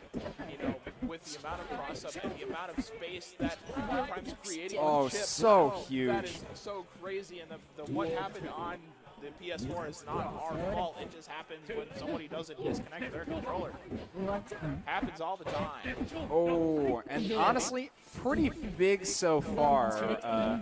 This chip looking really solid in neutral as well as in this conversion game, despite playing Axel for most of this bracket. But just as I say that, One Prime stuck back in the corner, and Chip is not a character who really loves being put in the corner. Oh, gosh. What a combo. Huge conversion. Wow, massive damage coming out, and it could potentially only be more. I mean, Chip putting out this damage so fast. That's 3 punches. 3 punches, and that's actually a great punish right there. That is probably the most optimal thing he could have done right there. So massive, though, for his positioning. It also just pushes him slightly farther. Absolutely wild. And Wow. One Prime. Yeah, that puts One Prime on this board, and I don't know if he can necessarily be super happy about that, but I mean, I guess I'd be happy if I wasn't gonna get knocked out of brackets. So Yeah, I'd agree with that. now they're gonna go make sure that this device is disconnected, and it's just the two. Make sure But we can get rid of all of these devices. Make sure that doesn't happen again, ladies and gentlemen. So while they're doing that, we can switch that back. yeah, while they're doing this, you know, we just had a really exciting game. One Prime pulling it back with the chip after a whole bracket on this Axel. Deciding on his last leg. You know what?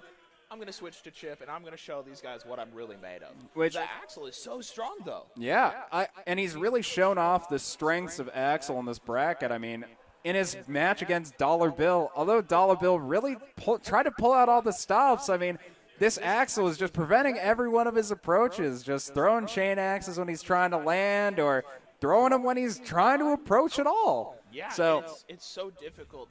You know, being that Axel is probably one of the better zoners of this day and age, right? The Axels, the chains, they're so crazy. Being able to stop the pressure when it just starts to happen. But when people get into Axel's like space, it's game over. I keep hearing noises. I believe this is from a FIFA setup. I could be wrong, though. But, you know, either way, I've been really happy with how this Guilty Gear bracket has turned out. Getting to see lots of different characters, although mostly Eno. Lots of Eno, and we're back into it here. The Eno taking on the Chip again. Big fan of this Chip so far. One Prime really showing a lot of stuff with these quick movements. So. That's right, Ben. And, you know, One Prime really coming out super strong on the Chip. We saw the Axel, and you know what? I'm really excited to see what he's able to pull up on Chip right now. Wow. I mean, so far looking very different than other games. Enigmatic holding a lot of control at the start of this game, and that's really big in a Chip because, like I said, any sort of disadvantage on this character is so huge because of the lack of HP you have. But building his own space with this Chip, trying to get an advance in, and here comes a conversion. Oh, but he almost gets it. Now that drill kick that Chip has is such an annoying move. That move can absolutely go to hell. It's so annoying. It's almost unreactable. You can't even anti-air it. It's wild. Chip's got a lot of great tools, especially in Strive. The one prime sending Enigmatic having to join in this guessing game. Hold on. I got 7 cards right here. Try to match each and every one. You're going to guess wrong every single time. I mean, honestly, just throwing so many mix-ups with that overheads. I mean, just really hard for Enigmatic to react fast enough unless he's seeing these overheads coming in.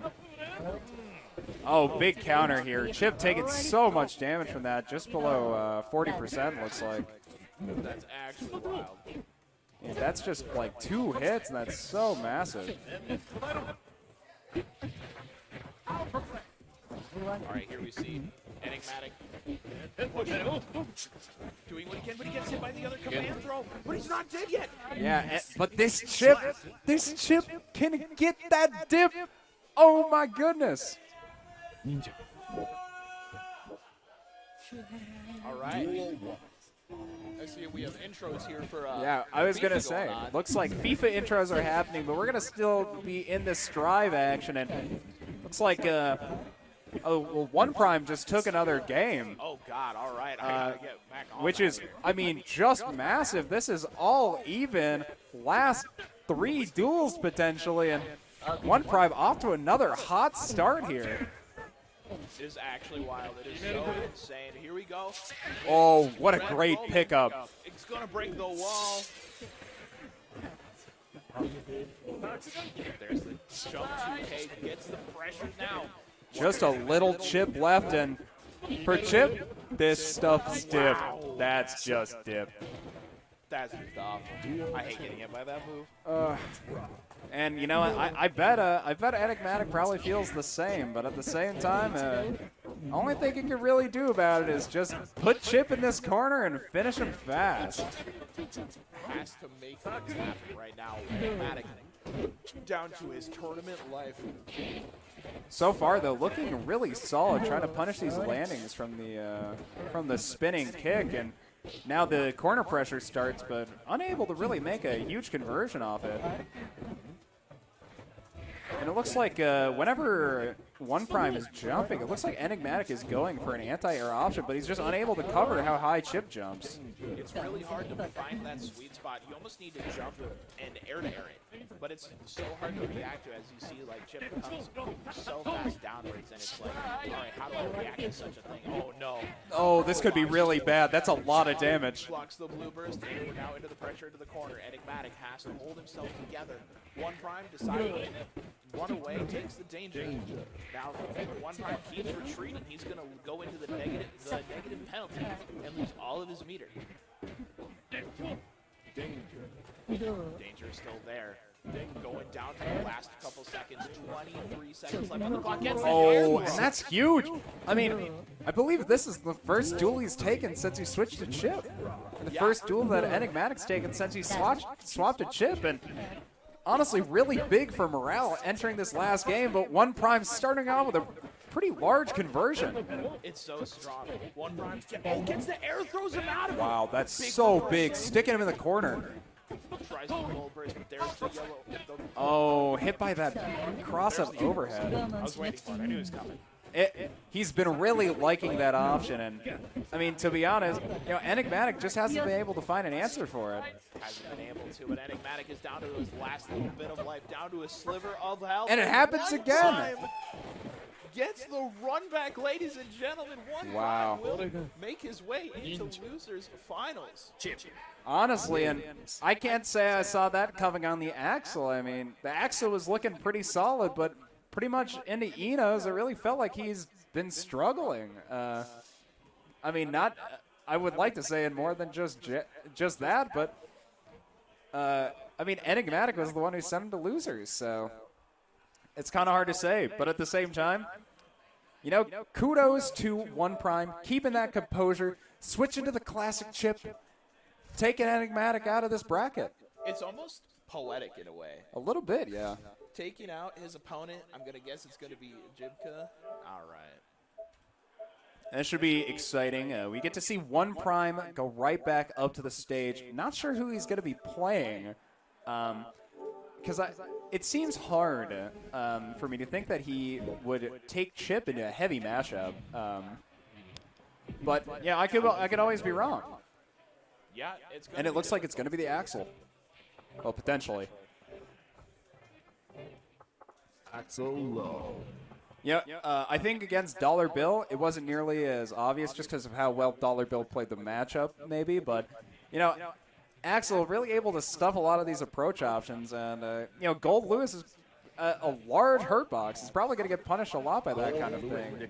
But at the same time, I could definitely see Axel pulling this one out. But, I mean, Chip has looked so nasty up close. Like, he gets 3 conversions and he just wins duels. Like, That's right. Chip has to make his opponent guess over and over and over. But all I'm saying is if Gold Lewis touches you when you're Chip, imagine you are a Chip and Gold Lewis is just but a man. I was about to say, Gold Lewis gets that dip. He takes the chip, gets that dip. Munching on him. That's good. But I believe he's going to be taking the Axel into this game. He does. Takes Axel versus the big body. Which I think that really makes sense. I'd agree with this pick. Like, huge hurt box on the Gold Lewis Dickinson. Axel, lots of options really just to prevent any sort of minor approach in any individual way. So I'd really like to see One Prime stick on this Axel and maybe get a win over Jibka here with it. Maybe restore some confidence on the character after he had to switch to Chip in his last round. But, the Chip was looking good. So it's like...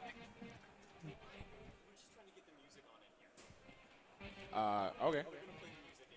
That sounds good. That sounds like it makes sense. Looks like we're going to be... It's like people are trying to figure out a music situation in the venue because Guilty Gear has some pretty excellent music, so we would... You're damn right it does. I was about to say, we're definitely bereft without it.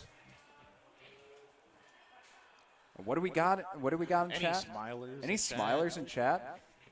I'm smiling right now. I'm having a great time. Right? My face hurts from smiling so much. It hurts. Being able to come out here to Black Ice eSports, Minneapolis, Minnesota, it has been a great time to be here, and it's been so great to be on commentary with you, Ben. This has been great. I've had a really awesome time as well. Really, and we just met before the event started. Noah and I, we had a chance to talk a little bit, figure out about our backgrounds, that kind of thing, and honestly, it's been really fun so far. We still have another day of commentary tomorrow at the Black Ice, third day of their opening ceremony. That's right, and you know what? This grand opening ceremony has been so insane. It's been so insane to be a part of it. I can't wait for tomorrow. Honestly, neither can I. I mean, we've had some really great brackets so far, and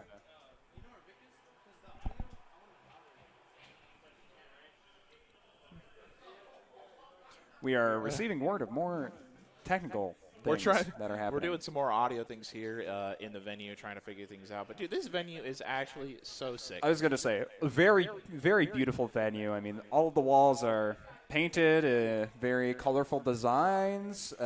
Almost warehouse kind of style. It is definitely a very warehouse vibe.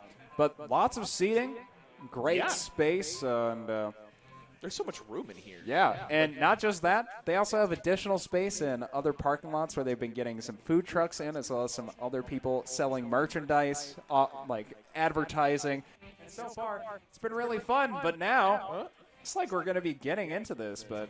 Getting into it really soon here. I think I'm going to briefly talk about this this chroma, or this color costume shift from One Prime. Oh, yeah.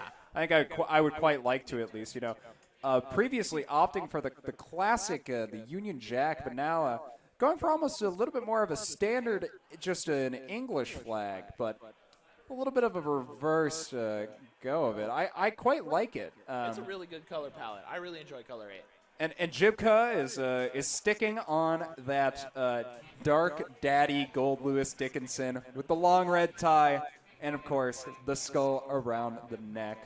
The skull in the crossbones. Mans is coming in really hot. He's ready to show why he's the biggest longhorn in the cast.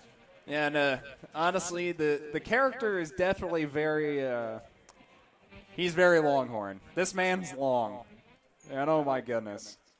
I'm definitely very excited to see when they actually get to play, and I'm almost curious a little bit. I don't know about Jibka's character pool very much. I know he's been playing Gold Lewis today. My guess is he could probably play more, but at the same time, you know, Axel has not been super consistent from One Prime today. He's had some really high highs, I felt like, a couple perfect games, that kind of thing. But also, I mean, Enigmatic forced him onto that chip with all of this pressure from the Eno. So That's true. That's very true, Ben. But, you know, as we talk about this here, we have our Eagle high in the sky. He's bringing us down into this match. And we're just going to rock and roll Jibka versus One Prime. Losers, binds. honestly, should be really exciting. One Prime has definitely been showing a lot of different stuff today, and Jibka coming off of an early knock to losers, so he's probably looking to win this bracket with all the effort he's put in today.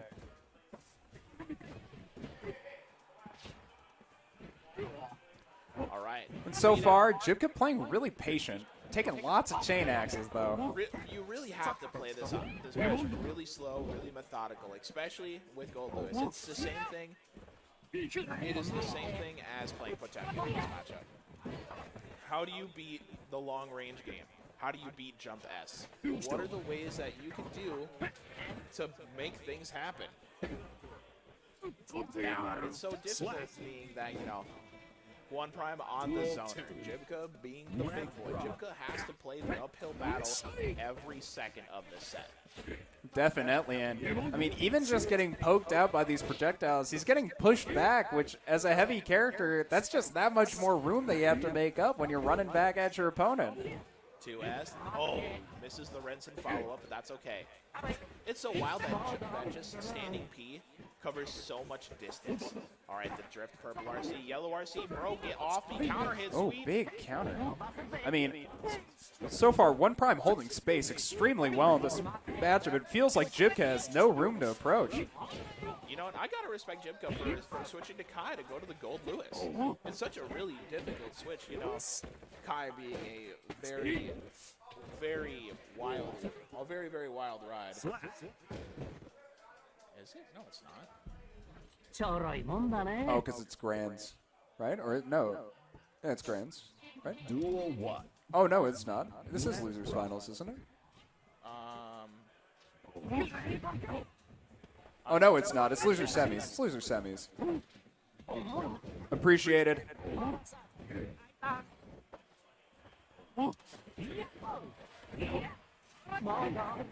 This is why I'm not production and I just talk about the game.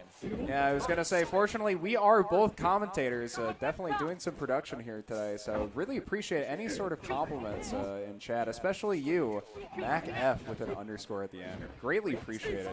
Letting us figure out what's going on. We're always trying to make this a better experience for you guys at home. Yeah. So now though, again, I mean, oh, go for the laser. Big laser, here's the pressure, FD.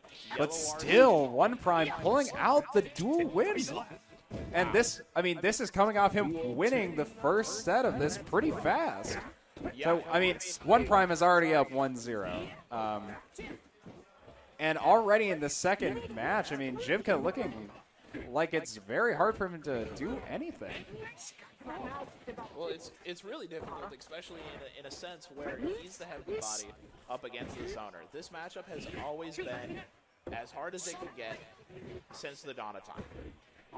The dawn of fighting games from Street Fighter 2, Dalsum versus Dalsum versus Hank in Street Fighter 2.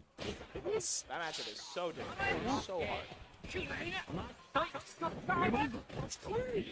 So far, I mean, Jibka doing a lot better in this game to try to bring this in, but oh, very close, and that'll do it. Wow, yeah, taking away a duel from One Prime's Axel, and I mean, that's a really good sign for Jibka. He's been playing so patiently that he's really been trying to figure out this matchup and what he can really afford to be doing in Axel. Yeah. Axel, you know, he's forced to play the range game and just slowly chip away. One Prime has to just chip Jibka away with any chance that he can get. Oh, the big pressure from the big man. In this Massive behemoth mix-up. typhoon, you get chipped out for all of the risk Oh, Wow. but he doesn't Chip, finish it. I swear, that's a lot more like a chip chocolate dip. This man's just dipping. Is dipping it all the way back home. Yo, get some more queso. Okay, that clash, that was sick. Now it's definitely looking hard for Jibka to finish this, but that pull forward could cost one prime. Oh, but the burst isn't Oh, enough. that's so big for Jibka.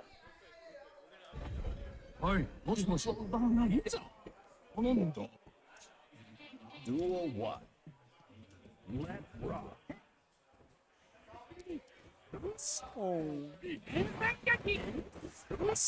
So far, though, Jibka really bringing it back there, and honestly, I'm very impressed with how he's been playing this set. It's super slow, methodical, and There it is. even getting out of that dust. Using the burst to get out of the dust, it was so smart. What a very smart decision right there. Wow, really using that that drone to approach a maximum efficiency, but once again, Jibka trapped away, and Axel forced to approach. Oh, he throws and him out of wow. it. He doesn't have burst. Axel Bomber. We're at the corner now. Yo, it's one of my favorite And this moves, is but hard, there yeah. it is. One prime, looking so clean.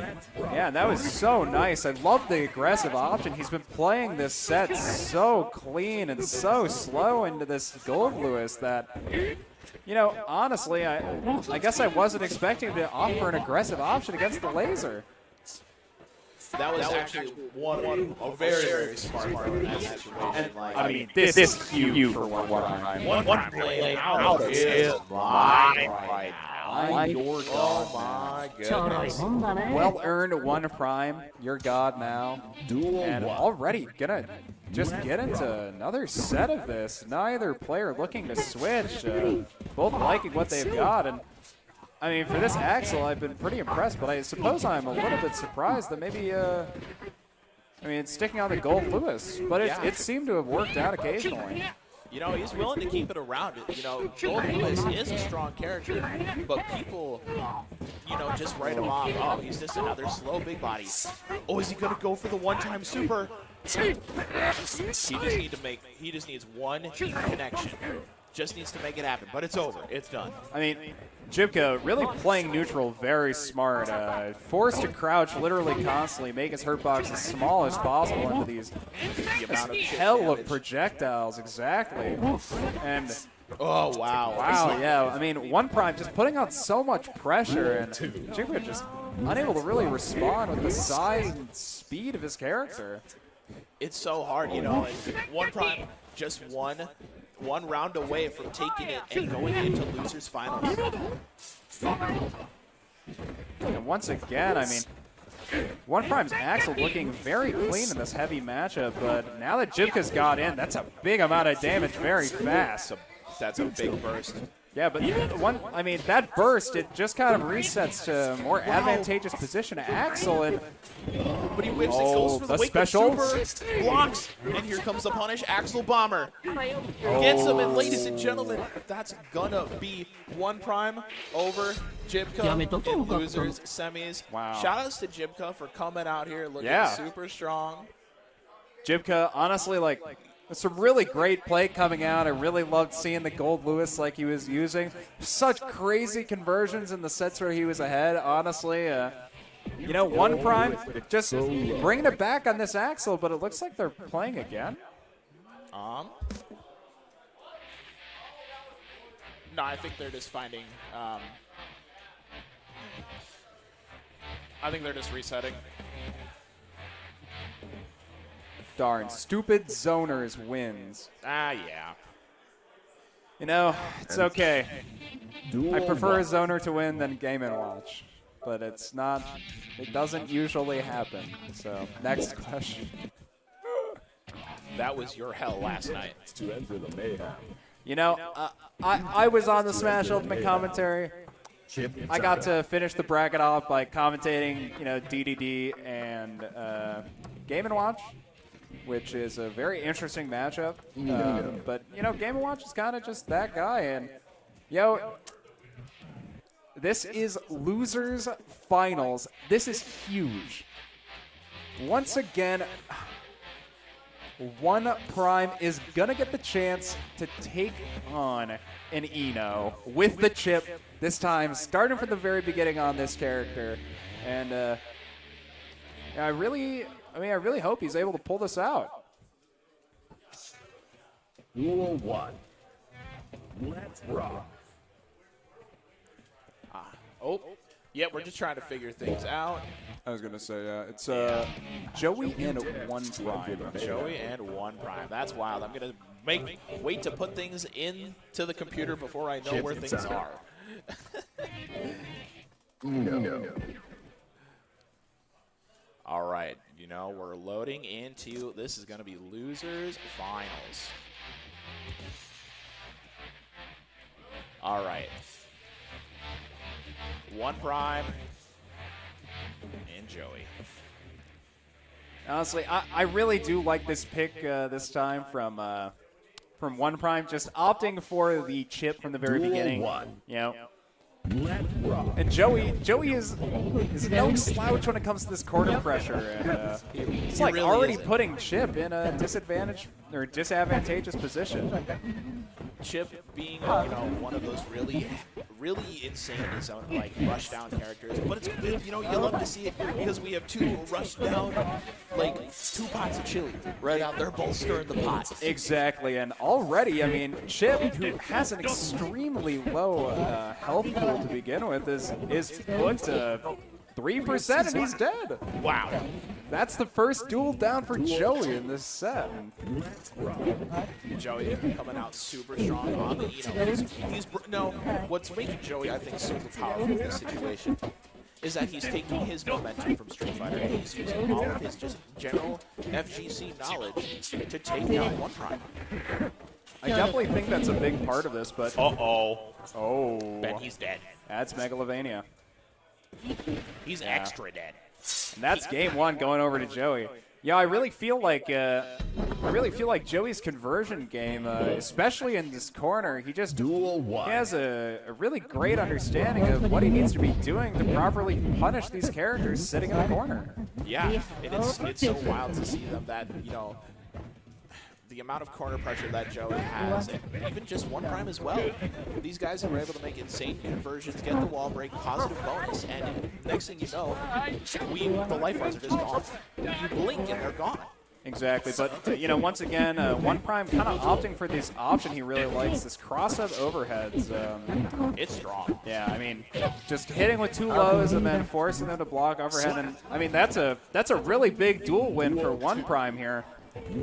The more that he figures out how he wants to be playing this matchup, the better. And knowing what he can and can't do is really important.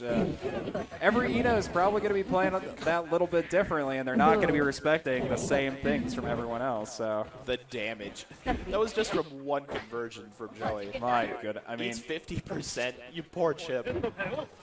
oh poor Chip, no HP. But at the same time, this man is pretty fast.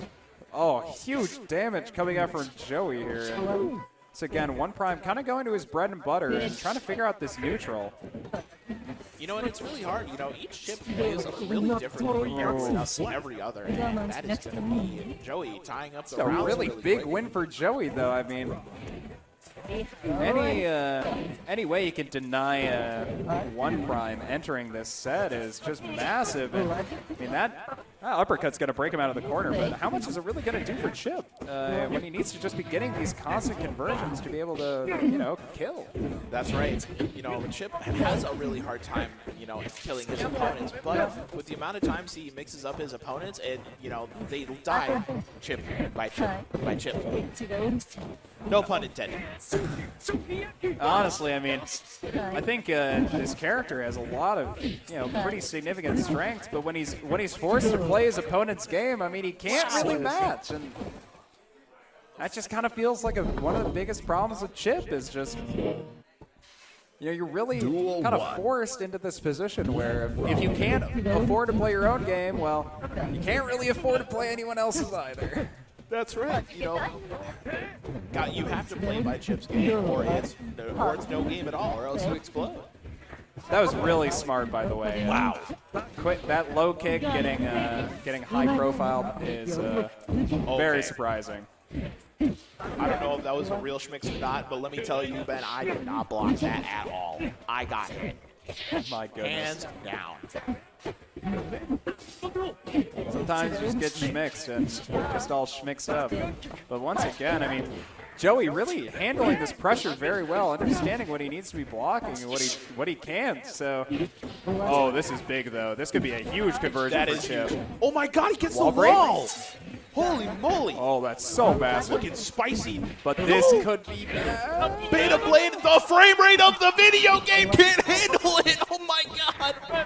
Yo, PS4. burst. Holy moly.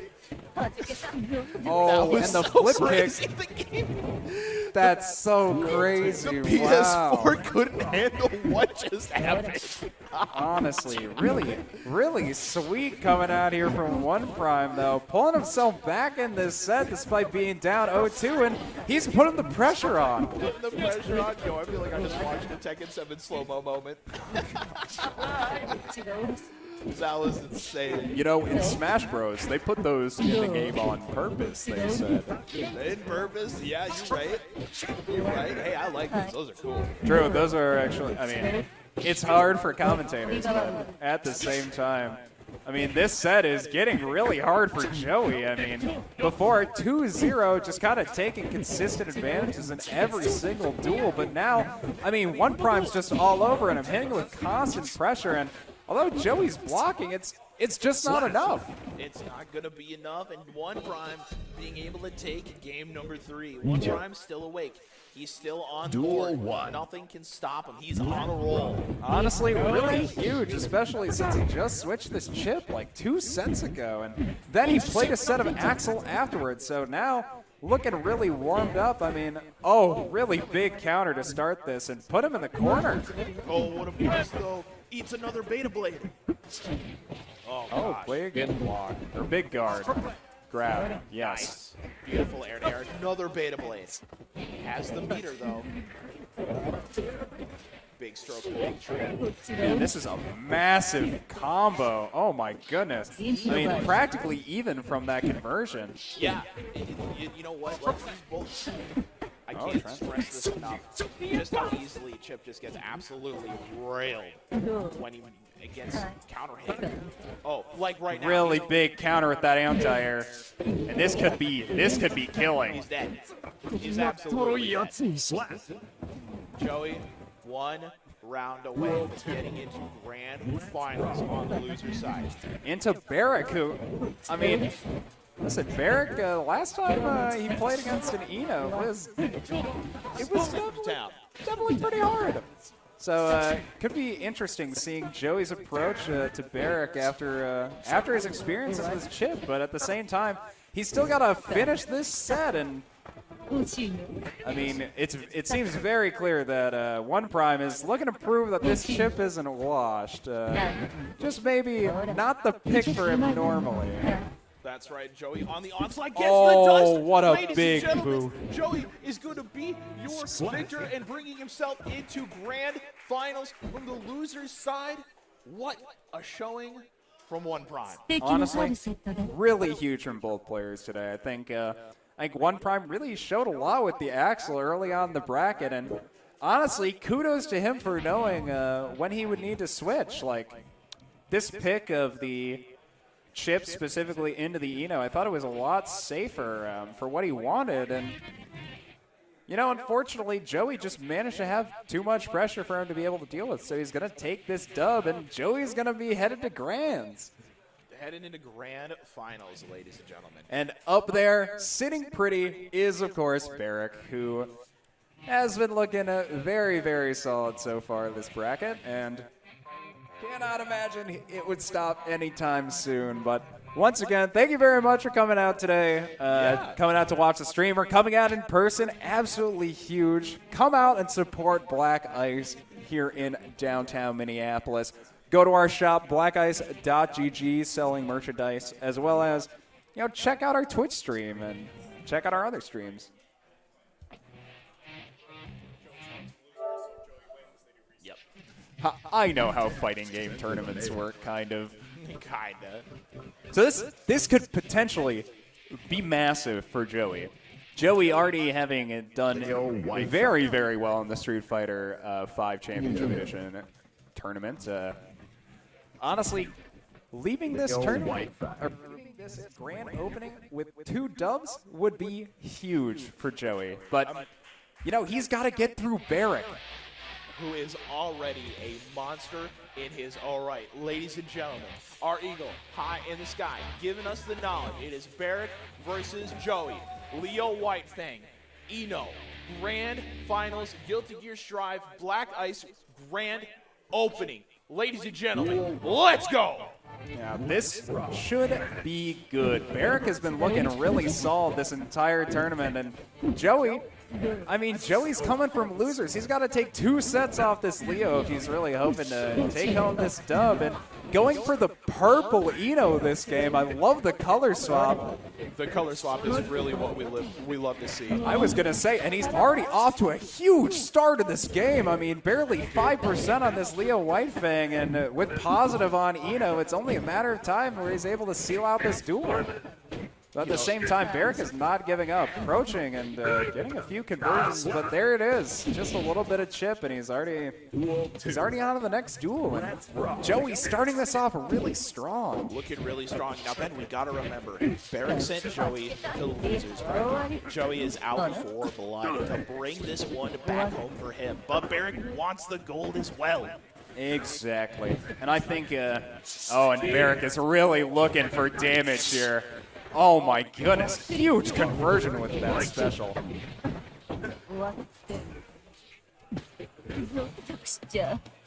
And Barrik takes a duel, and that was off of a pretty big comeback considering his HP bar near the start, but it was just 1 corner conversion, and that's all it took. And now, I mean, Barrick's back in the driver's seat. He's holding there. He's got himself. He's sitting comfy. He's got the AC on. He's got his phone. He's playing the music that he likes. He's chilling, hands on the clutch, and he knows when to take things into overdrive. Yellow RC. So far, I mean, Joey looking a lot better than he was in his winner's bracket set against Barrik, though. That's right, and getting the positive bonus as we reach now. Barrik, he's very strong, but even with the positive bonus, huge special! Oh my gosh. Joey taking game 1. Only 2 more games for him to reset the bracket. Honestly, I've been really impressed with the kind of changes Joey has made. It feels like his corner pressure is just getting that much more ferocious, and he's so much more willing to do it. But it looks like Barrik is off to a running start here with his corner pressure, and he's already dead. Oh my God, he's already dead. Unbelievable. So wild. Gosh dang. And such damage. Big counter. Big counter, yeah. Okazemi with the big. That's a big dust. Here we go. The huge damage. Look at the life bar. Honestly, massive damage coming out off that. 20% left, maybe even for Eno. And, I mean, this is feeling very rough. Barrik is just going in completely. Just no holds barred aggression. Swinging absolutely for the fences. And there it is, ladies and gentlemen. Wow, quick response from Barrik to take game 2. It really is. Barrik coming out so strong. He doesn't want to lose. It's now 1-1, ladies and gentlemen.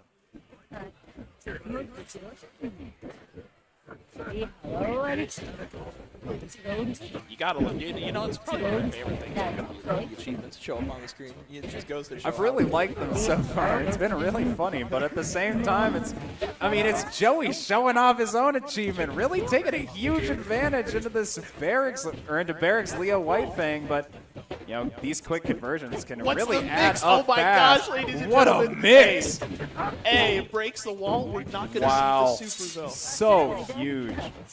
That's actually wild. All right, there's the blue. He just has to get a little bit more damage in to be able to finish this duel, but Barrik is not giving an inch. Wow, it's going to be enough, ladies and gentlemen. Barrik. Wow. Barrick's Leo is I mean, he is converting off of single touches into huge damage. There's the big counter. Barrik looking so clean right now in these grand finals. He wants to end all of it. You know, back to holding this corner, but he just can't hold it for long enough. Barrik just slides right at him. Oh, really big damage from Joey, though, here. Could this kill? Oh no, it drops the combo, but here we go. One more guess here for Barrik. He has to stay alive. Oh no! There it is. So low, but Joey managing to take that duel, honestly, huge, keeping himself in this game and Staying alive.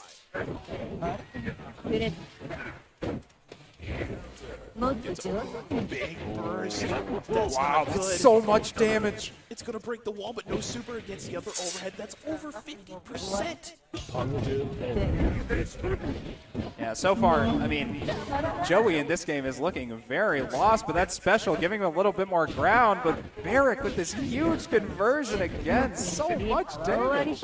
The amount of damage that this game is able to bring to the table still blows my mind. There's the guess for some good burst. He doesn't want to lose it. Oh, slides right in. Stroke the big tree goes right under projectiles. What's the guess, ladies and Oh, gentlemen? It's gonna go huge to for Joey.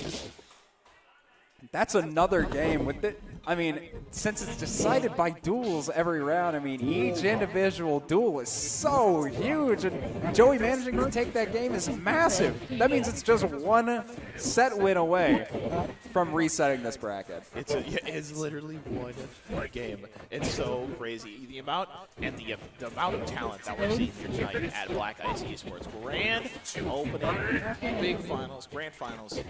Barrik, Joey. What a time to be alive. Right? Honestly, Joey really showing his mettle already this weekend at the Street Fighter V Championship Edition tournament, and now, I mean, doing very well into Barrik, up 2-1 in this set, but this game is not in his favor for the entirety, but it's looking quickly like it's going towards his direction. Joey wants this win. He wants the W. He wants to take home as much as he can. Oh, this is But Barrik is still so alive, but he's not tense. there. Joey takes it. Joey one round away from getting a grand finals bracket reset. You know what? I want to see it. I am very excited to see it. Joey has been so high pressure in all of these games that he's winning that, I mean, Barrik in earlier sets against Eno, he was just dominating, but now Joey really finding some solution and doing so much into this Leo. Against the, and you know, even against the Leo, it's so difficult because Leo is so always in your head all the time. Low, high, low, high, low, high. But guess who's also low, high? Joey with the bracket reset, taking Barrik all the way down into the loser side. We're going to jump right in. There's going to be no breaks. We're going to see grand finals reset right here, right now. Honestly, so massive from Joey, though. Like, really being forced to play to his maximum his maximum aggression and hold this corner as hard as he can. And Barrik is just getting stuck in this corner on the Leo. That is actually insane. Joey Oh, bringing it counter all the way coming back. from the... Oh, pretty big Drops the damage. combo. Looking There's the for a left, right. schmicks. Super all the way through. Oh, Dead. huge. I mean, and that's the first duel of the second set. I mean, already Joey walking in. He wants that money so bad, but so does Barrik. Barrik Yeah. wants to be able to make things happen. Big counter hit, mashing buttons. Oh, Super. and there's the super. Does a lot of damage. We're going to break the wall. Positive bonus for Barrik. Joey has a big hill to climb right now. Yeah, for I lied. Joey, He's I dead was as gonna hell. say, in this game, it just feels like Barrick's climbing all over Joey. Dead as hell. We're Woo. moving in to the last round of this game. We're making things really impressive here at Black Ice eSports. Yeah, but now Barrik off to a really quick start, but bursted out of the corner. Joey trying to hold center stage, but I mean, this Leo is. If he is at all, if he can breathe at all, it feels like the Leo is just right on top of him. That's right.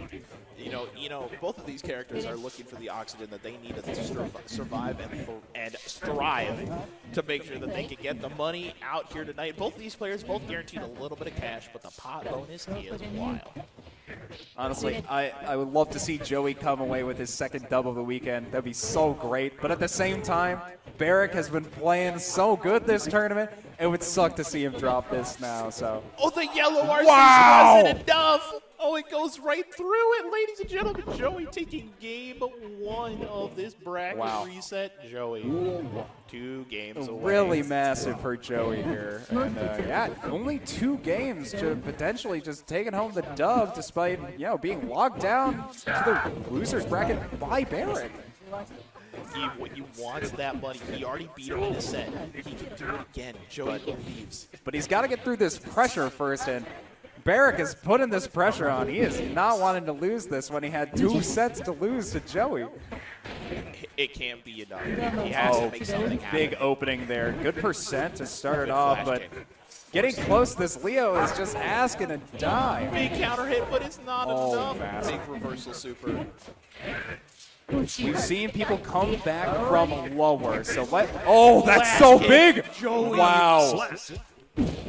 Joey taking another duel here in this second game. I mean, that is so wild. Big counter hit again. Barrik caught pressing buttons. It really feels like the longer this set goes on, Joey is willing to play more patient when he knows he can. Feels like that's something that he's really been doing, is just understanding when he's allowed to play patient, and look at that. He's able to make things happen. Ladies and gentlemen, Barrik is dead. Massive. And that's another game for Joey in almost an instant. It's coming down. Barrik needs to wait, gather himself, and bring things up together. Barrik on his last leg. Joey almost running away with the whole thing.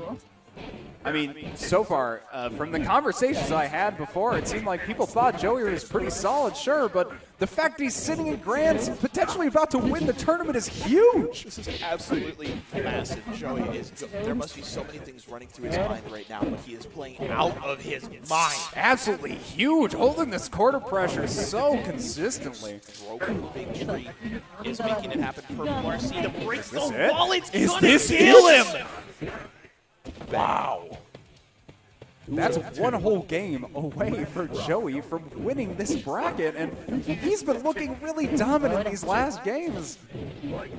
Though it's up to Barrik to come back into this. And you can definitely see he is not shying away from this. He knows he has to play aggressive, and he knows he's got to be going in. He has to make it happen. Look at that damage. It's so much. What can they do? Breaks the throw. It's coming down to the wire here, ladies and gentlemen. Joey, just one game away, but there is Barrik answering back. Yeah, Barrik, that really needed to happen. He is on his very last life in this tournament. He has got to pull out every style to be able to even have a hope of winning this bracket. So this Leo is going to be forced to be approaching. Slowly approaching he is, but here comes Joey's Eno in the corner pressure. Here we go. Barrik making his way out, making his way downtown, walking fast, hitting overheads like it's a evening Sunday morning. And that's it. Barrik takes his first game in this set. That's big. That's huge. That's actually huge. That last game was really close to just being his last in here, but Barrik managing to turn it back around. But Joey's got 2 more games potentially to still win. So, playing aggressive with that dive. Oh my goodness, not respecting the projectile either, getting stuck in this corner. There's a big overhead. Really big conversion so far, getting even bigger. RC makes it happen. Blocks the dust. Overhead. Trying to play aggressive, and he just gets smacked by the uppercut. There's the pressure. Barrik, you're out of your mind. You're not done yet. He's not done yet. Definitely not. And the longer that Joey waits, or the longer that Joey has before he can win more duels, this is looking to be harder and harder despite having this 2-game lead. But Joey not done yet, pushing Barrik straight into the corner, but big uppercut to get out of there. Just takes center stage right back and throws Eno into the corner. What a burst there, almost having the entire setup of having to reset the wall bounce. We're going to break the wall. Barrik still Such awake. huge damage there. And Barrik is in a really commanding position in this game. And once again, Joey dashing in under that projectile. He has to stroke the big trees. Really, really strong. Especially this match on Purple RC. Oh, this is getting very close, but The throw! wow! Managed to Joey. get the grab there, taking that duel. Joey tournament point once again. This is huge for Joey. A win here would mean 2 wins this weekend, and honestly, coming from losers, it's even bigger. The amount of adrenaline that's rushing through these guys' heads right now, it is insane. They're playing so well, so incredible. It is almost time. We might even see Game 5. Here's Barrik. Looking explosive. Barrik going in. Barrik, huge conversion, huge damage. Breaks the wall. We're going to see the positive bonus. It's coming through. Baits the gold burst. Nothing's there. Barrik positive bonus. He's getting so much meter. But Joey, with the onslaught, gets hit by the flash kick. It's going to be enough to kill him, ladies and gentlemen. Barrik is alive, and he's willing to take this to Game 5 out of a huge bracket reset, ladies and gentlemen. Get hyped. This is Guilty Gear Strive Grand Finals. Oh my goodness, I mean, completely just a slobber fest, slugfest for both players, trying to take wins at every chance possible and holding this corner like no one else. Oh, wow. There it is. Here Oh, comes big the pressure. corner pressure coming in from Barrik. And I hate to say it, but I think Joey might be out of gas. I was going to say, this is looking really bad for Joey to start this off. Oh, no. This is just the first duel. Barrik is putting himself into tournament point. This could be the end. This is it. This might just be it. We're here live at Black Ice eSports, Minneapolis, Minnesota. It is going to be insane. I hope to see final round.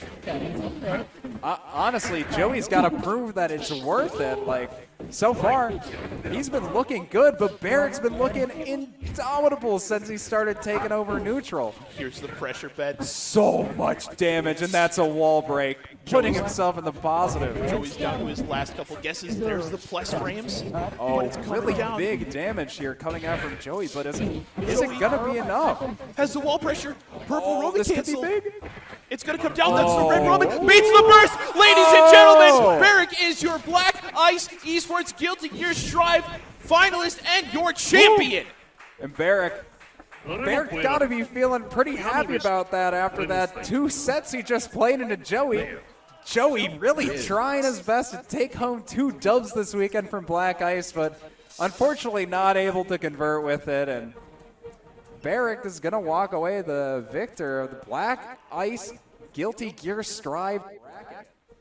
That is insane and absolutely incredible. Big money going out to Barrik. And huge, huge shout-outs to Joey for looking so clean, so insane. Yes, Joey, I almost played Strive, almost took it, because he did already win Street Fighter V this weekend, which is huge. Congratulations to him. Even pulling second at this event is still massive. Like, big kudos to Joey. Big kudos. So, I mean, honestly, like, you know, I don't think I would be unhappy walking away from this event as Joey. Like, you know, he played a really solid game in his early sets. We got to see a lot of those. He had great corner pressure. He was willing to play to his character's strengths. And, you know, he did take a set off Barrik with his Eno. In a really convincing fashion, too. 3-1 from the loser side, making it back, and came through and brought it to the last game. Incredible stuff. Yeah, honestly, I was really big into the Joey storyline. When he beat Jibka, I thought it was just massive. But at the same time, you know, making it all the way to Grands, Barrik was being just so dominant in his winner's bracket run. It just ended up kind of being an issue of him needing to warm up maybe in the grand finals and eventually taking it in a very tense fashion. So, you know, great job to Barrik for that composure. But Yeah. at the same time, you know, really great showing by everyone in this bracket, you know, pulling out all the stops and really, you know, digging deep for the energy to really do stuff in this bracket. So show Barrik and Joey. Can we get Barrik and Joey? I mean, we might be able to get Barrik and Joey, but nah, they're chilling. There's no player cam up there. They're big chilling. Unfortunately, we will definitely try. We want to be able to do the trophies stuff if we can. I don't know if it's on our scene cam, but I know that we would quite like to have people get pictures of our winners. But either way, if you don't see them today, you can always check out blackice.gg. We got a ton of photos and videos from this event, so you want to see some people, some of your favorite boys and girls or other people in your local scene, check out Black Ice GG and, find pictures there. Yeah, but we'll that's do true. our best to try to get this trophy ceremony come up. But once again, I am Bon Druid, Ben Philbin. Really happy to be here today for Black Ice. With me, as always, at least for the next few days, is Noah. Thank you so much, Ben, for having me. It has been a pleasure to be here. This has been Guilty Gear Strive Grand Finals, and it has been an absolute honor to cast with you today, and I hope tomorrow will be even better. Yeah, I'm frankly really happy with how the bracket went. I absolutely loved every minute of it, getting to see so much new gameplay, really great characters, and some very interesting options being pulled out from all sorts of different directions. Pretty sure I would love to have seen Dollar Bill win that tournament. People's been champ, so wild. but at the same time, he did it. He had a good run, even bringing one prime to 5 games. So kudos to insane. That was insane. I was going to say, kudos to everyone involved. This is a really great bracket to watch. I hope everyone watching currently also enjoyed it. Remember, blackice.gg. Check out blackice.gg, blackice.gg. Very fantastic. With that, ladies and gentlemen, we're going to take a quick, short break. Thank you so much for tuning in. Stay tuned. I believe there's going to be more video games here to be had at Black Ice Esports. Stay tuned. We'll be right back, guys. More gaming.